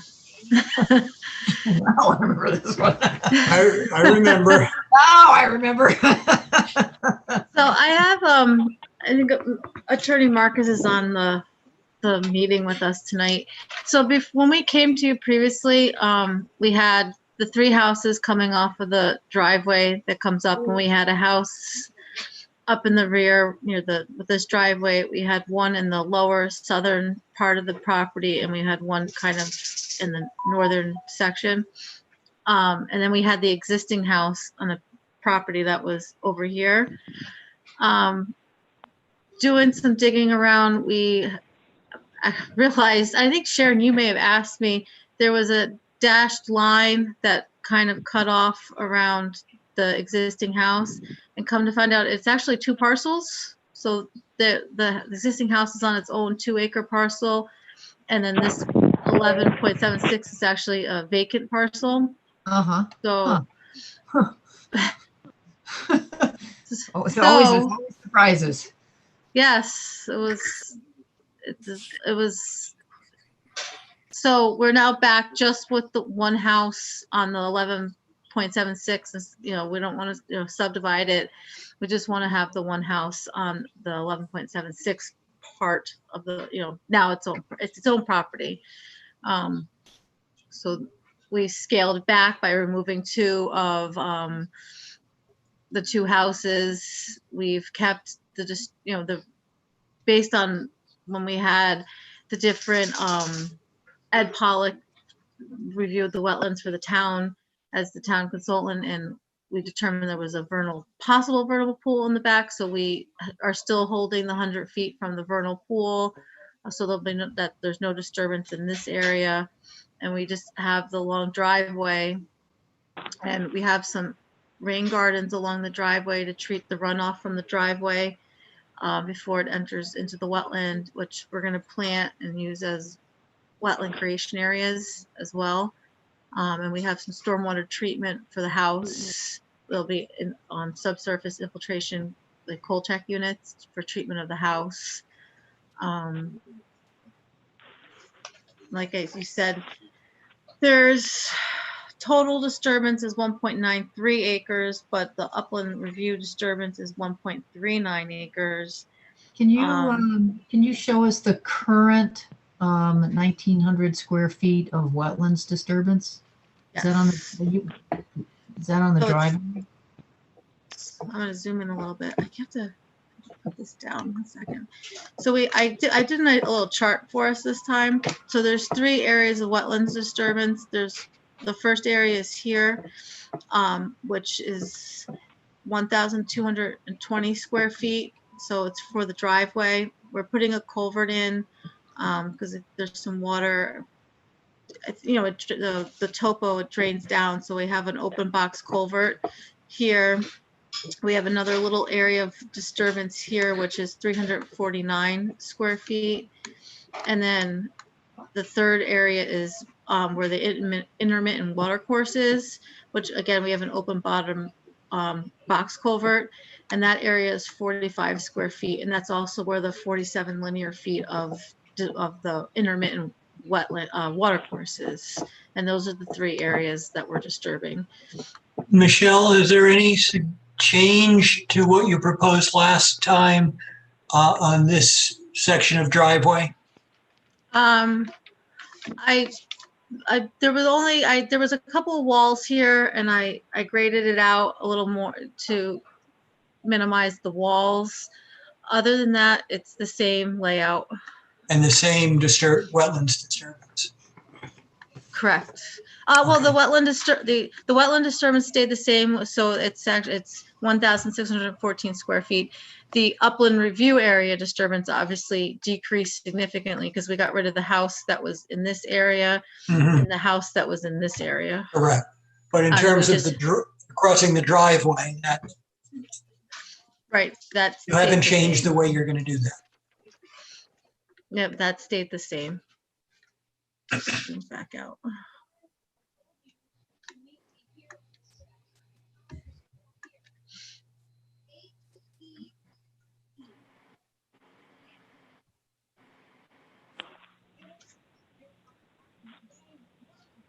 I did update the tree plan as well, which I could show you.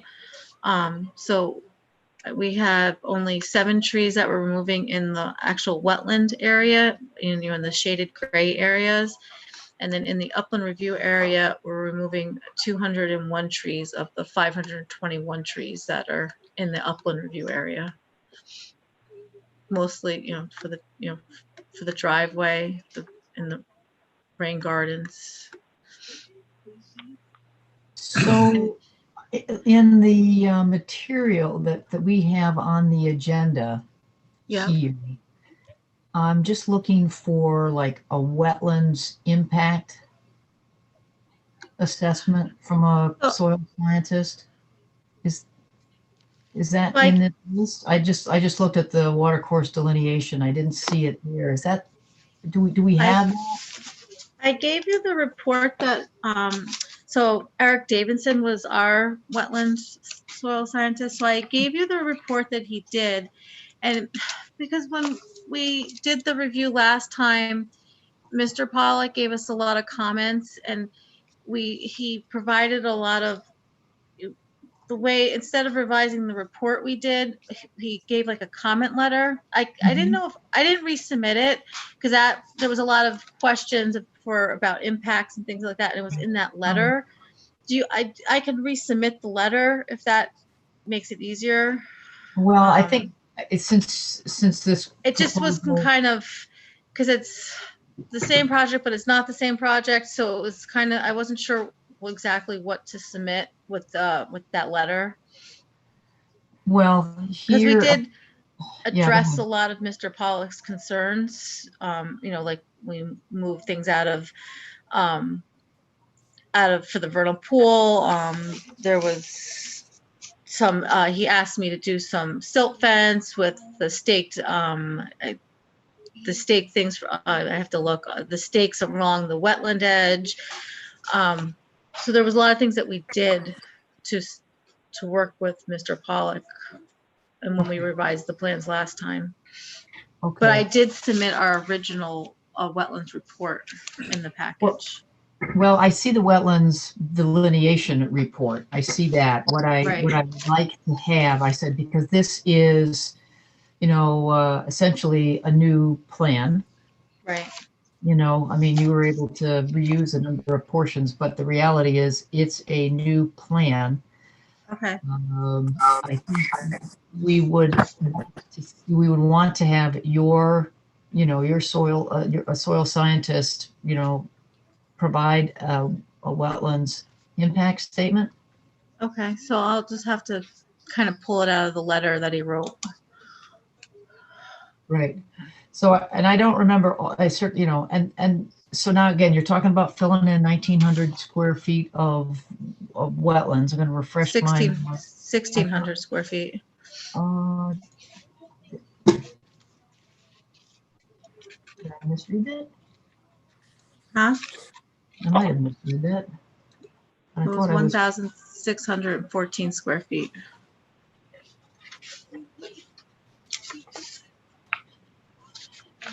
Bring that up again. I have Obtuse Rocks Road, 1,600 square feet. Yeah, 1.9 acres. Thank you for that. So 1,600 square feet.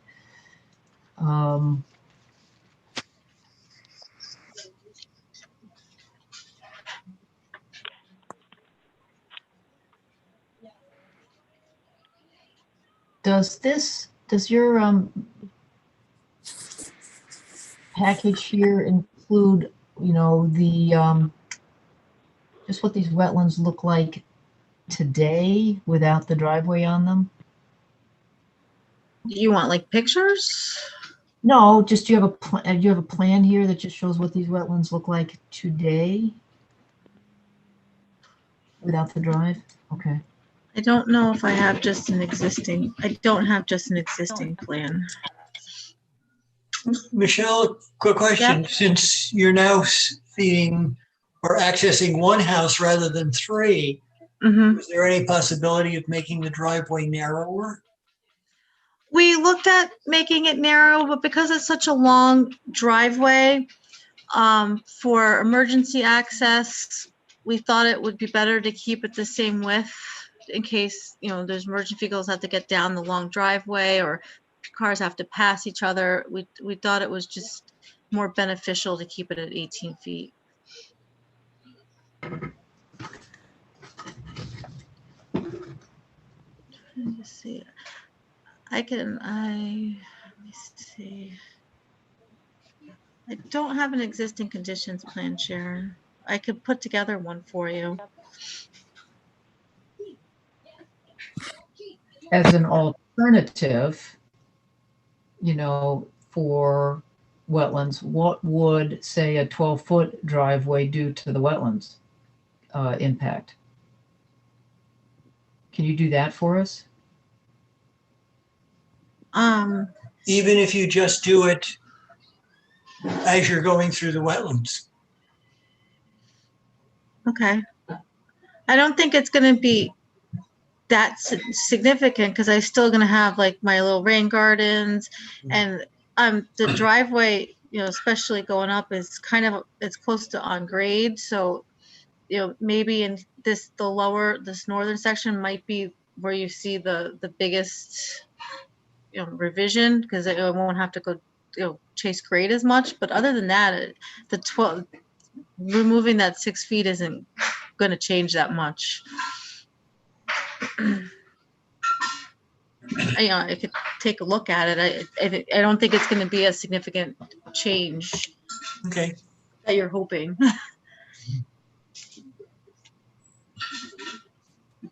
Is there any I see the house is way back. And that requires the long driveway there. Is there any chance to bring that house into a different spot? Well, and then across all these wetlands? There really isn't. So the driveway is kind of skirted. So the wetland line is kind of tight along the driveway. So Yeah. unless I do more disturbance to the wetland, there really isn't room for the first, until after I get through the crossings to put the house. And the house itself, most of that is out of the upland review area, and this section of the driveway is out of the upland review area. So I think we'd still have most of this disturbance to get a house, whether you put it over here or over here, you're still going to disturb it because I need to get past the wetland to get the house. And I can't because the vernal pool is in the back, so I can't use this section back here because I want to stay out of that 100-foot buffer. So my usable area is kind of where the house is now.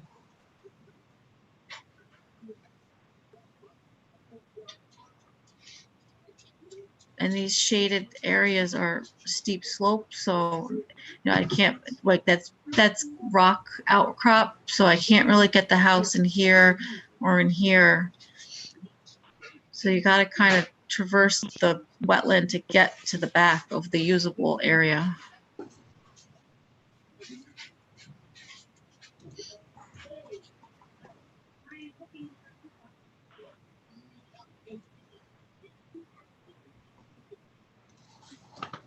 We had a public hearing on this.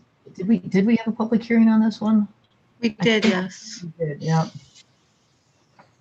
Well, again, you're talking about, permanent fill-in of wetlands here. I'm kind of thinking in that same direction right now.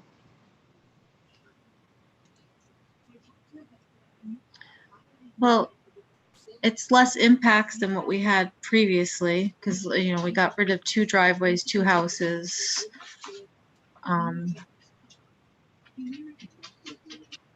We responded to all of the comments that the public had last time. So, maybe they'll have new concerns. I can't see that there'd be too many new issues since it's pretty similar, except that we removed 2 of the houses.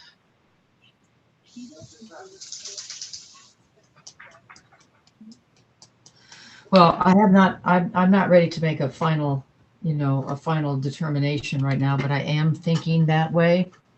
Okay. I am thinking that way. I would be very interested, in, like I said, a wetlands impact report.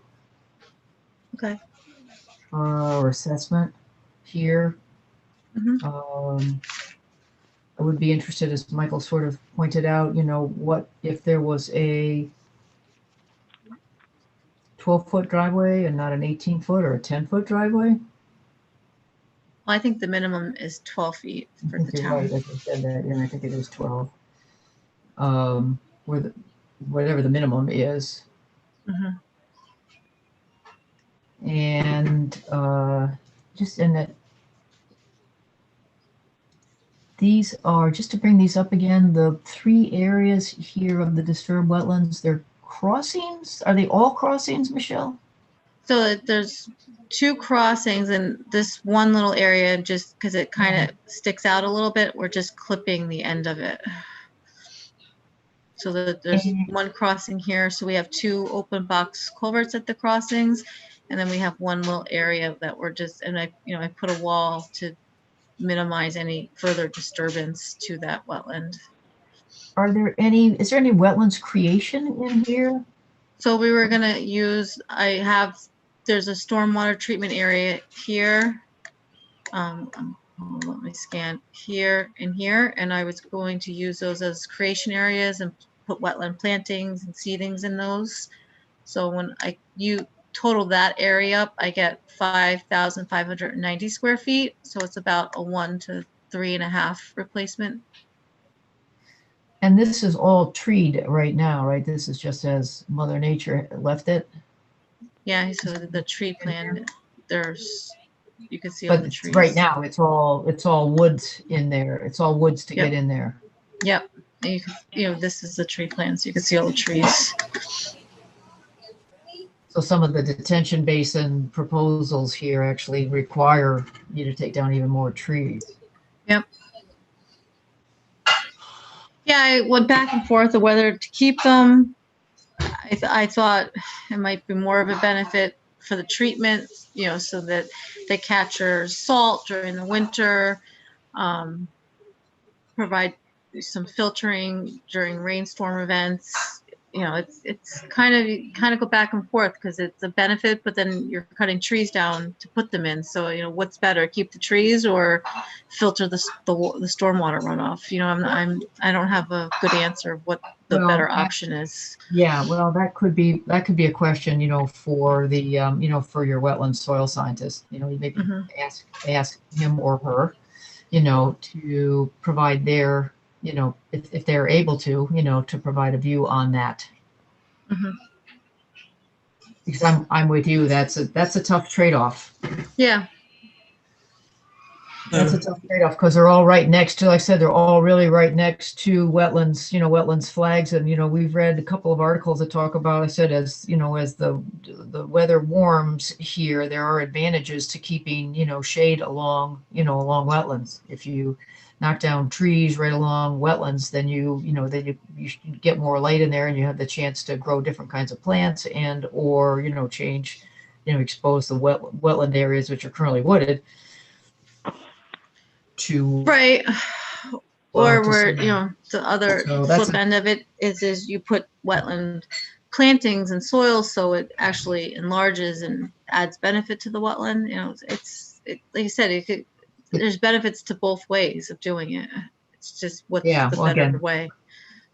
Yeah, let's ask, like I said, let's see what your soil scientist can tell us. Like I said, if we do go to a public hearing, we will probably enlist, another one as we did. So, but I think I haven't quite solidified my thinking on it. So, you think, Sharon, Michael, that you're going to want to rehire another soil scientist to take a look at this, since we've already kind of went through that whole process with Mr. Pollack? Well, I don't. Again, whatever we did in the past hasn't been incorporated here at this moment. If you want to do that, then that needs you should propose that. And that's why I was sort of asking. I didn't see that, in your list of information. I don't want to jump to a conclusion, that you want to incorporate that. If you want to, again, just either tell us that or include it or provide it, and then we'll know for sure what your intentions are. Okay.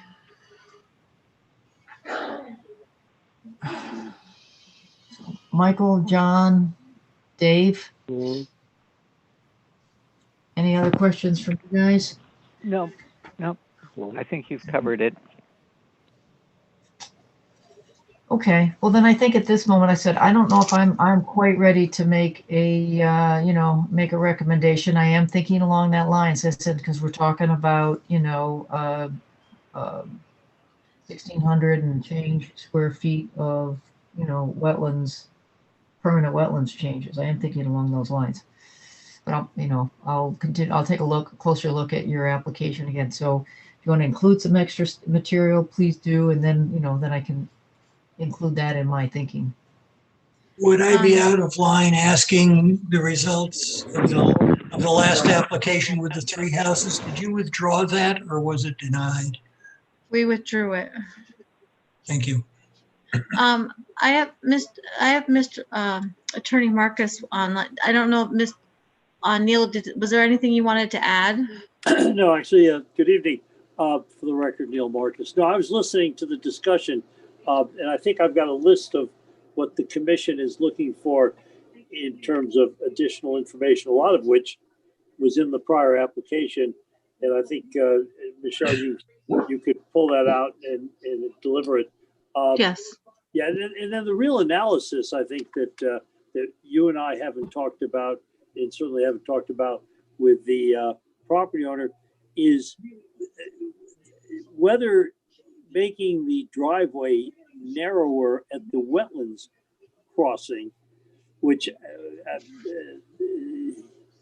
is really a very small spot on the driveway. I mean, it would be an odd driveway that would be 18 feet run, down to 12 feet for just running for a lineal 50 feet or so. But we'll look at that. I mean, we can address that, but that's an issue that I'm just not sure you can build a driveway that meets the requirements of the Brookfield subdivision, well, the Brookfield zoning regulations, because this wouldn't require subdivision at this point anyway. It's just we need a legitimate driveway. But other than that, I don't have much to add. I mean, really, quite honestly, I came into this thing as the prior application was being withdrawn, and in balancing the new application against the old, you have, the design engineer, have made a lot of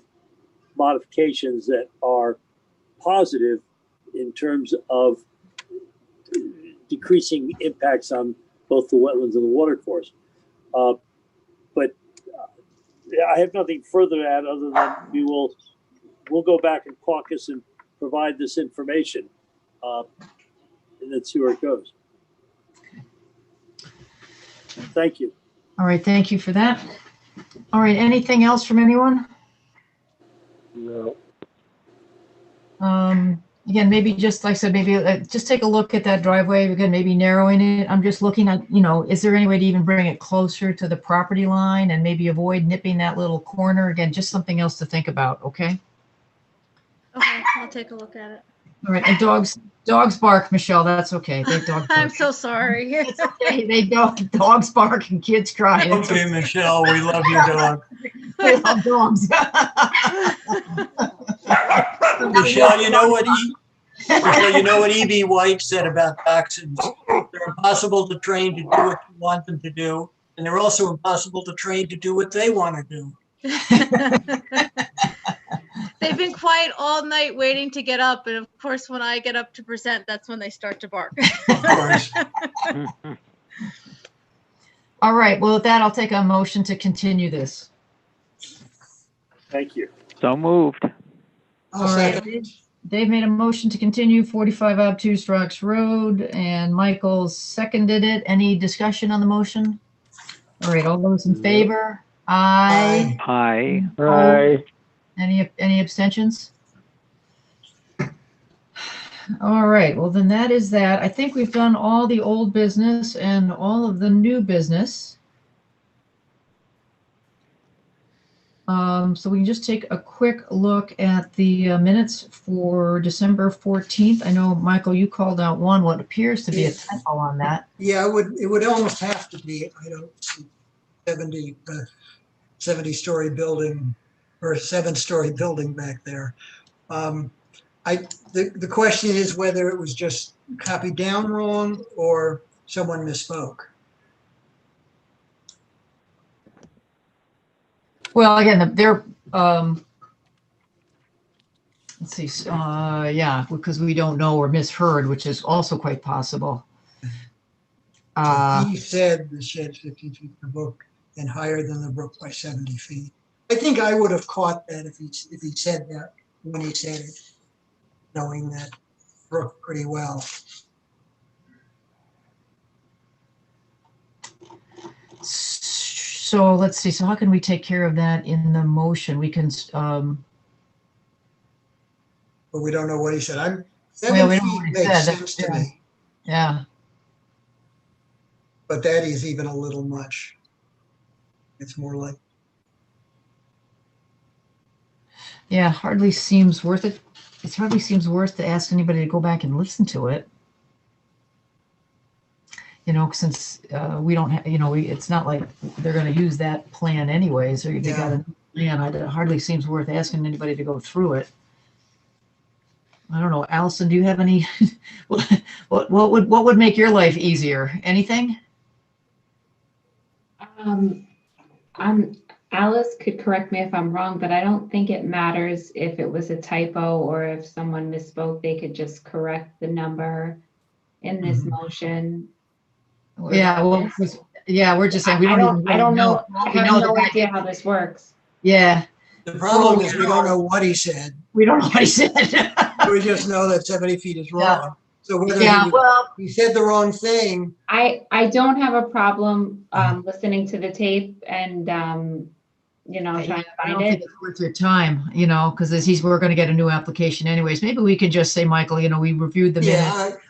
How about this? I would. Yeah, make we a motion. questioned, we found, we Yeah. questioned was it 70 or 70, 70 or 7? Maybe just leave it at that. Or I'm not even going to mention that. I would just make a motion to accept the minutes of the December 14th meeting as presented, with the exception of item D in new business, 14 Merwin Brook Road, the statement that the shed is higher than the brook by about 70 feet is incorrect.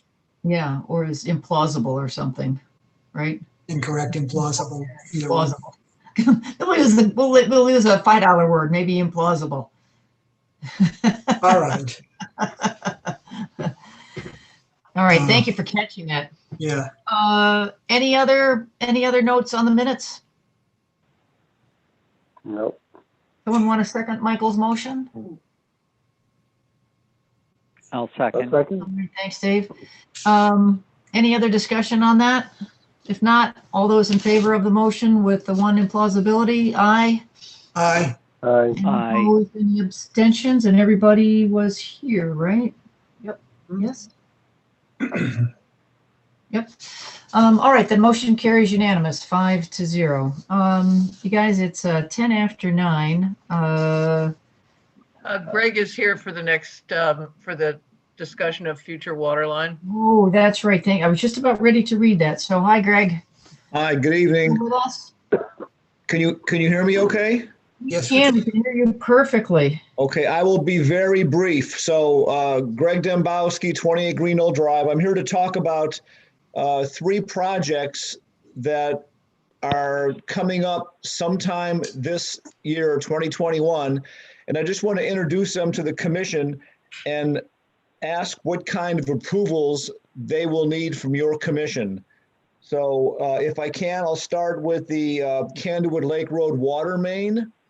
And Allison has a quick map to show you just briefly.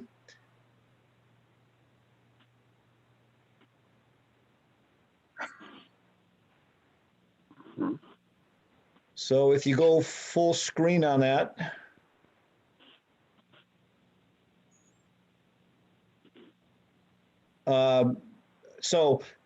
This water main is being put in because of contamination on properties along Candlewood Lake Road. And after about 1.5 years worth of studying options with Aquarian and seeking a low interest rate loan from the Department of Public Health, the town has decided to move forward with this project. It has passed the Board of Selectmen and the Board of Finance for funding. There's already been a public hearing on it, and all the property owners have been advised of their assessment. So the water main is going to tie in right there on Nabby Road, where the Town Brook Commons apartments are, and that's where the main ends.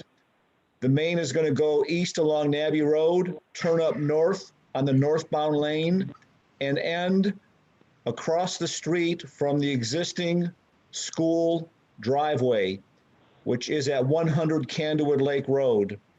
The reason why it may be Greg, is the pipe going to go in the road? Under the road. Under the road. So the main pipe goes under the road. Yes, sorry. Okay. And you'll be hearing from the school project because a gas line is also going to be running to the new school alongside our water main, but that is their project and they'll be coming to you separately. The reason why I wanted to come to you this evening is there is a floodplain along a part of Nabby Road where there's currently a culvert and a small stream. And that's the project. It's in the preliminary design phase. And if you all can tell me what kind of permitting we need from you, I'm happy to get started on it. What is, there's a bridge there? Is that, or is there a bridge, or what are you planning to do? Just go along the bridge or go along the road or put a pipe, or is it? Well, Do you see disturbing any of the wetlands? Well, there is again, there's a stream crossing there, but I think the way Steve Sullivan is the engineer of record, by the way, his current plans are to go under the road, but over the culvert, I believe. Okay, well,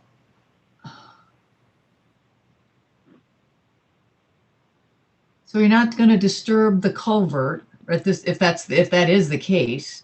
Right.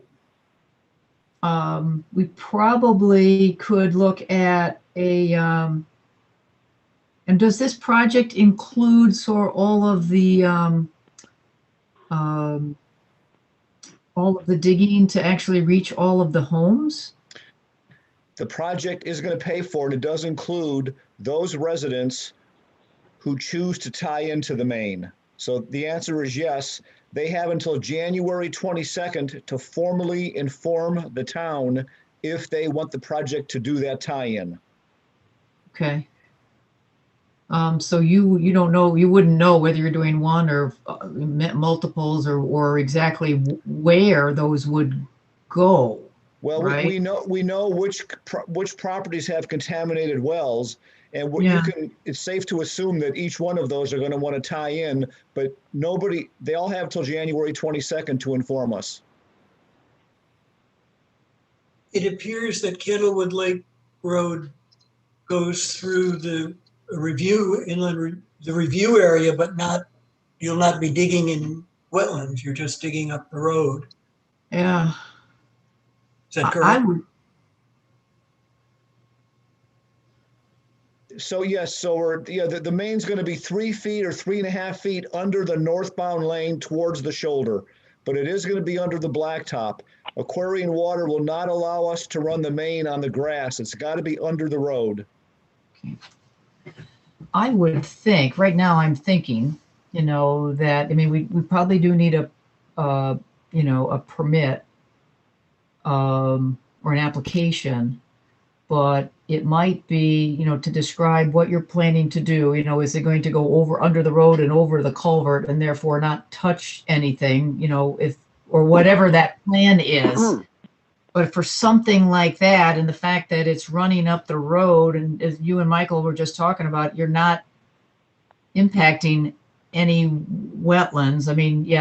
You are kind of in the upland review area because there is a lot of wetlands there to either side of those roads. And you got to go across, you have to go across East Brook there too? Or no, that's down further, isn't it? You don't have to go across Westbrook or anything, right? Or at least to sort of describe what you're planning to do. And I think if there's no impact to wetlands, it could just be like I said, a jurisdictional decision. That's kind of my thinking. But Alice, I don't know, you've been a little closer to this. You should give you a chance to weigh in. I would say it would either be jurisdictional or short form. Yeah, and I think if there's no, taking a look at it, if there's no real impact to, like I said, to wetlands any more than there is. Heck, there's a road, in the middle of the upland review area, so that's already there. It's hard to make that worse. A jurisdictional ruling might be appropriate, again, depending on exactly how, what Steve and the guys, actually end up with, or short form. That's my current thinking. All right. So let me talk to Steve Sullivan. We will put that together and have that to you sometime within the next couple of months, I'm sure. Yeah. Yeah. And I think I said, if there's anything that about how you're going to, what you're going to have to do, to tie in particular houses, as much as just simplifies your life because you only have to come here, with fewer times. But I understand that you may not know. Well, we'll know by January 22nd. So I will come to you. We'll come to you sometime after the 22nd with the details. Yeah, because I think, along that road, I mean, there are some wetlands there. I mean, what little work we have done around there, we know there are some homes. I think that we're in on some filled wetlands. There are some really, really nice wetlands along that area, so, I know we'll probably want to look at that and really understand. I think, for me, what guides me is we don't want to make the situation worse, than it might be. For the homes that choose to tie into the main, would they separately hire a contractor to run a pipe from their house to the main, or is that something you would do in the beginning? The project is going to do those properties for whom they've identified contaminated wells. If property owners with non-contaminated wells choose to tie in, they can do it during construction, but it'll be at their cost. Okay. I was thinking not so much as the cost is if they're going to have to hire someone to dig a ditch and they're in the upland review area, then they would probably separately have to come to us for that. Yes, and we'll make that clear to them. Yeah, and I would guess there's probably not, because a lot of these homes were, kind of predate wetlands. There's probably most of them we don't even have, we don't have any wetlands flaggings on them. I would guess we got to pretty much rely on GIS. I said I think most of those homes are, predate the 70s. So we won't actually really know beyond what we can guess with GIS where the wetlands might be. And just a minor point, if the homes you're going to connect to, since the work will be done on other private property, would we want just signatures or approval letters from each of those people, or? We do. Tom Beecher has written the letter that every property owner has received and is requiring a signature. Okay. Yeah, I would think that's in the package. All right, that's what I'm thinking right now, Greg. Okay, thank you. you. Need an application, like I said, and Steve, I know, is very familiar with, with wetlands, and he knows, he does everything he can to try and avoid, I said making, because like I said, there probably are a lot of filled wetlands in there, trying to make things no worse than they are. Yeah, and Steve knows I'm on this call this evening, so I will talk to him tomorrow. Okay. If I can go to the next one very quickly, it's streetscape. Yep. The next page, Allison, please. So this is our TCD, right in the heart is Four Corners. You all know phase 1 was done 4 years ago. Phase 2 was done last summer, summer before. Phases 3 and 5 are now coming up. We may do both phases in 2021. There are no wetlands in phases 3 or 5. We are putting a crosswalk across where the old hearth is to this Still River Greenway. And on phase 5, where Laurel Hill right ends at Federal Road, there'll be another crosswalk to the new grocery store. So those are basically just sidewalks and stormwater upgrades and curbs and streetlights, just like you see in our downtown, just a continuation. So I just want to give you a heads up that those 2 projects are coming this summer as well. Greg, can I ask for a quick update on phase 4? Yes, phase 4, we actually go to a town meeting on February 1st. It was approved by the Board of Finance. The Board of Selectmen approved the bonding resolution, and the town meeting is, as I say, on February 1st. It may get moved back to February 11th. That's the tentative date. Phase 4 goes from basically the end of phase 1, which is at the Agora restaurant, all the way to Newberry Village. And the big news here is we've got additional funding that allows us for that sidewalk to be continuous with this project all the way from the Agora restaurant to Newberry Village. The hurdle we've had the past 2 years was the enclave and the Tony Lucera's project, who was supposed to go before we did phase 4 and put all that sidewalk infrastructure in. Well, his project is kind of hit a couple snags, which forced us to stop. And then during that whole time over the past year or so, another LOTSIP grant opportunity came up for which we applied and we were awarded the grant. Wonderful. That gives us an additional $600,000 to put that sidewalk in that gap area. So it's really phenomenal news. It's a $3.6 million project. It'll be our largest phase by far because of all of the ledge and slope issues and narrowed state right away. But that one's coming up, and we'll see how the town votes for it here in a couple of weeks. Thank you. All right, so it's really here, it's just installing sidewalks in essentially the upland review area of the Still River. Yes.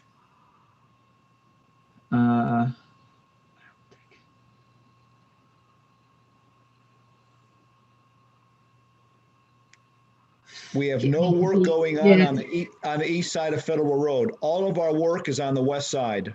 Yeah, but I said you're still in the upland review area for the for the Still River to keep it really clean. Probably just the plan here and an application for a jurisdictional ruling, which I think this is warranted, keeps it really nice and clean. And that says that we took a look at it and said there's no wetlands impact here. Okay, I'm happy to do that. Yep. All right, one down, two down. You have the third one for us. Nope, that was it. This phases 3 and 5 and the Candlewood Lake Road water main. Okay. All right. Well, thanks to Alice, because I nearly forgot you were there. Yeah. Oh, I wouldn't have Right, let your you name is there. Your name is there, and you're on the agenda, but I nearly forgot about you. Yeah, I've been sitting here since 7 listening to you guys. I wouldn't let you go. And we appreciate your hard work on this. Yeah, it's all good. It's all good. Okay. All right. Well, thanks, Greg. Anything else we can do for you? No, thank you. Well, I'm all set. I appreciate your input. All right. All right. Thanks. I said thanks for hanging in there. We had to wait till the end for you. So. Yep. Nope. No problem. All right. Let's see. Anything else for discussion? Informal discussion? No. I think we can wait on area and buffers again. Yeah, well, I said, I'm still working. I'm still working on it. So yes, Alice. I see Pete Descala is on. He might be interested in the road maintenance impact to wetlands. Pete, do you want to unmute, and do you have any questions, comments?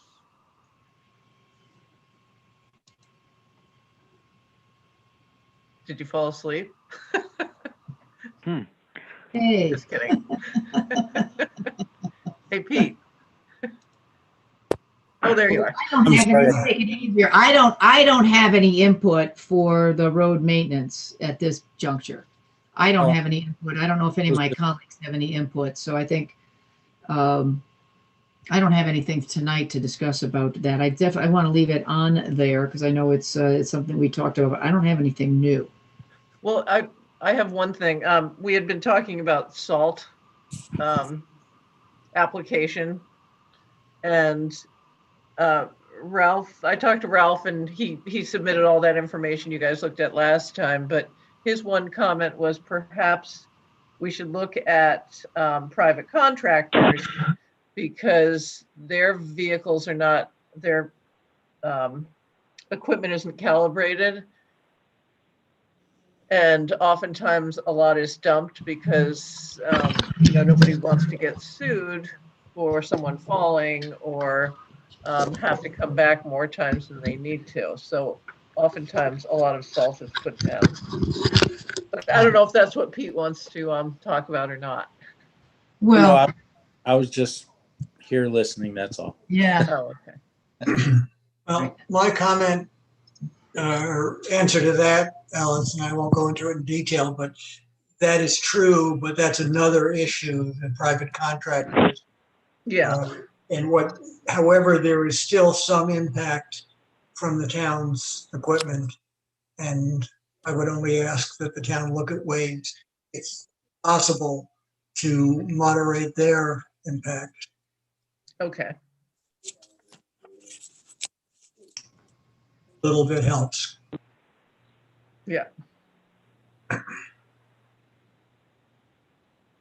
So there you are again, Sharon. Yeah, my camera fell over, so you guys are looking at the ceiling.